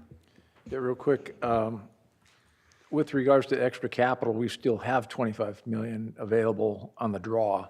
So I don't see any necessary reason for that option whatsoever. But yeah, unless it was a fixed product like you're considering with bonds. And I don't know if we need, the bonds are already approved, or is that require a vote of some sort? The remaining 25 million that we have not drawn down can only be drawn down on expenses incurred for the phase 4A through 4C, which we are having a celebration on April 27th or 25th to celebrate completing. So we don't have anything more to draw down on the remaining capacity.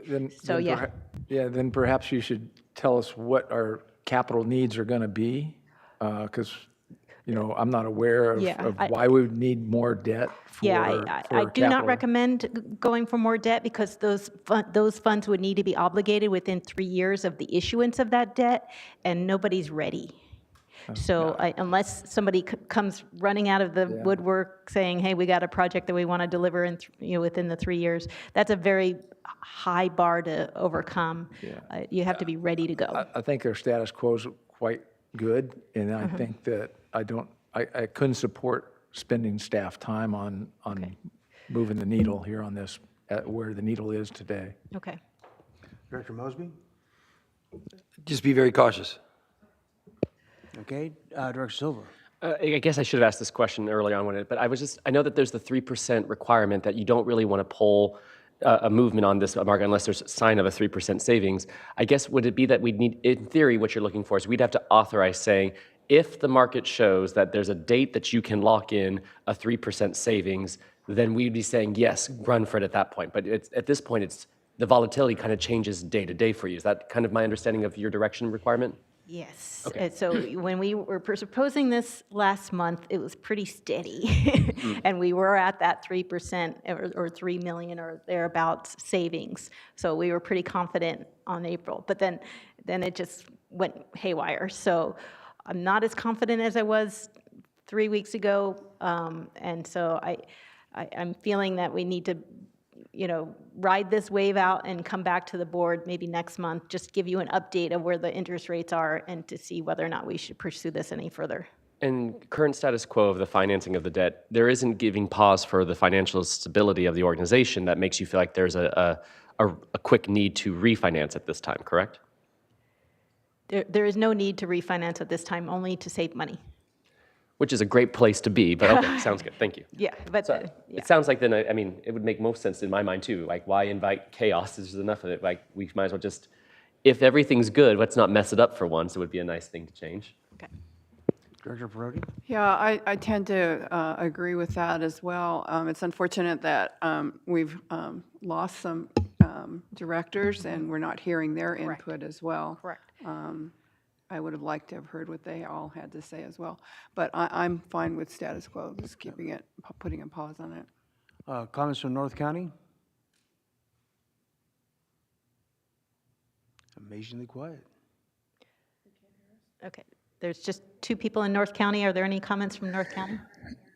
Yeah, this seems like a game of who can stay here the longest. We're in. We're gonna hold the fort down here. So good luck to you guys. That's a kind of Okay, direction I I'm think that's the clue to move on, I guess. Okay, very good. So, in my notes, it says ask for motion in a second, but this is just, this is not an action item. All right. I've got the direction, so thank you. Yeah, thank you. Okay. We'll close that item. And was there any public comment on that? I might already asked for that already. I get lost. If there are any members of the public wishing to speak on the Zoom webinar or in Santa Maria, would you please use the raise hand feature and I will call upon you. Okay, And there are no requests to speak at this time. very good. With that, we'll move on to Director Kern's report, Executive Director. Yes, Mr. Chairperson, members of the board, I want to introduce you to our new board clerk, Liana Campos. She comes with us with 14 years of experience from the, I'm sorry, City of Goleta, but Deputy City Clerk from the City of Goleta, and 14 years before that at the Santa Barbara Superior Court. Liana brings extensive knowledge of local government operations and public service, and she also holds a certified municipal local government, certified municipal clerk designation from the International Institute of Municipal Clerks, and she's also commissioned notary public. She recently earned her bachelor's degree in public administration from the University of La Verne and following an associate's degree in administration of justice from the Santa Barbara City College. I'm really pleased to welcome her to the team, and I think she did an excellent job with everything that would happen today. So thank you for joining our team, and I look forward to a long and a productive relationship. So thank you. Oh, I have other, thank you. I have other items. We are having the 101 project team is inviting the public to a ceremony at noon on April 25th in Summerlin to mark the completion of the Padaro and Summerlin segments of the Highway 101 project. It's celebrating 7 miles of new carpool lanes, 6 new bridges, 6 new sound walls, 16 updated on and off ramps, and the new Sheffield Drive interchange and a clear span bridge at South Padaro. The corridor event will also honor our Blue Star Memorial Highway designation with the blue strip that go through the on this median. The ceremony will also unveil the new electric Coastal Express coaches using the completed carpool lanes in collaboration with the Ventura County Transportation Commission. All SBCAG board members are invited to attend this event, so if you are able to go, please let me know, and we hope to see you there. So as mentioned a few times during today's meeting, we are scheduling a workshop immediately following your next board meeting. So I'm hoping to have a shorter board meeting than today, completing around 11. And we will be providing lunch for the board members in this location. So if you can attend in person, that's even better. But we will have the remote option available as well. So we hope to have an in-depth discussion on the potential scenarios for using our regional funding, which you got an intro today on the various funding sources. So I think it's a very important discussion to have all board members attend. And I'm going to finish up with that. So thank you. All right, thank you. Any questions for the Executive Director? Okay, with that, we'll move on to the Caltrans District Report. Yes, good afternoon, Chair Rouse, directors. Veronica Lozama, Branch Chief for Regional Planning and Local Development Review on behalf of Caltrans District Director Scott Eads. I do have 4 items to report on the maintenance side of the house. First is that the Highway 154 roundabout project at the intersection of Baseline Avenue and Edison Street near Los Olivos has reached another key milestone, with the roundabout now open to travelers in both directions. The west side of the intersection will remain closed until the project has been completed later this summer. Second, Caltrans has completed a project to install flashing beacons to enhance safety near the intersection of State Route 154 and Fox and Canyon in Los Olivos. The design for the ultimate roundabout at this location continues to move forward. And third, an emergency project in response to a slide on Highway 1 just north of the Atias Creek Bridge near Lompoc began on March 24th. And this work is anticipated to be completed later this winter. Lastly, Caltrans is performing pavement work on northbound US 101 in various locations between the Winchester Canyon Road and El Capitan, starting today and intermittently through Wednesday, April 23rd. Travelers are expected to encounter some alternating lane closures throughout that will not exceed 10 minutes. And that concludes my update. Happy to take any questions that the board may have. Any questions for the Caltrans director? Director Mosby. I just wanted to thank you for the 246 maintenance outside of Lompoc. I know it was very dangerous, and hopefully you already had it in your works, but thank you very much for getting that fixed. A lot of people have thanked you guys as well. Very good. Any further questions for the Caltrans director? All right, thank you very much. We'll move on to the committee meeting updates with Calvans and Director Nelson. Director Nelson had to leave, and he asked me to give his report for the Calvans meeting that just happened. I'm going to say we because that's the way he typed it. We are going to be hiring an additional executive to manage the regulatory and legislative and finance challenges to supplement the current operations team. We will be raising our rates from $1.40 per mile to $1.50 a mile. This increase will result in $1 million in revenue. There hasn't been an increase since 2020. If we would have been increasing by the CPI over that time, the rate would be $1.73 as a method of comparison. That completes his report. All right, thank you very much. And with that, we'll move on to 1 minute reports from directors. Anybody have a 1 minute report? Director Brown. Yeah, even less than 1 minute. City of Solvang was awarded by USA Today the best small city in the West. So we're very proud of that. The problem with being number one is staying there. So. All right, congratulations. Any other directors have a 1 minute report? Director I'll give a quick one as well. In order to help meet our RENA numbers, as we've been mandated and required, hopefully we're setting a little precedence for the rest of the county, but we reduced first level of majority of our impact fees, developer impact fees, by as much as 90%. So let's try to stimulate some growth and development. All right, very good. And if there are no other reports, we will stand adjourned. Thank you.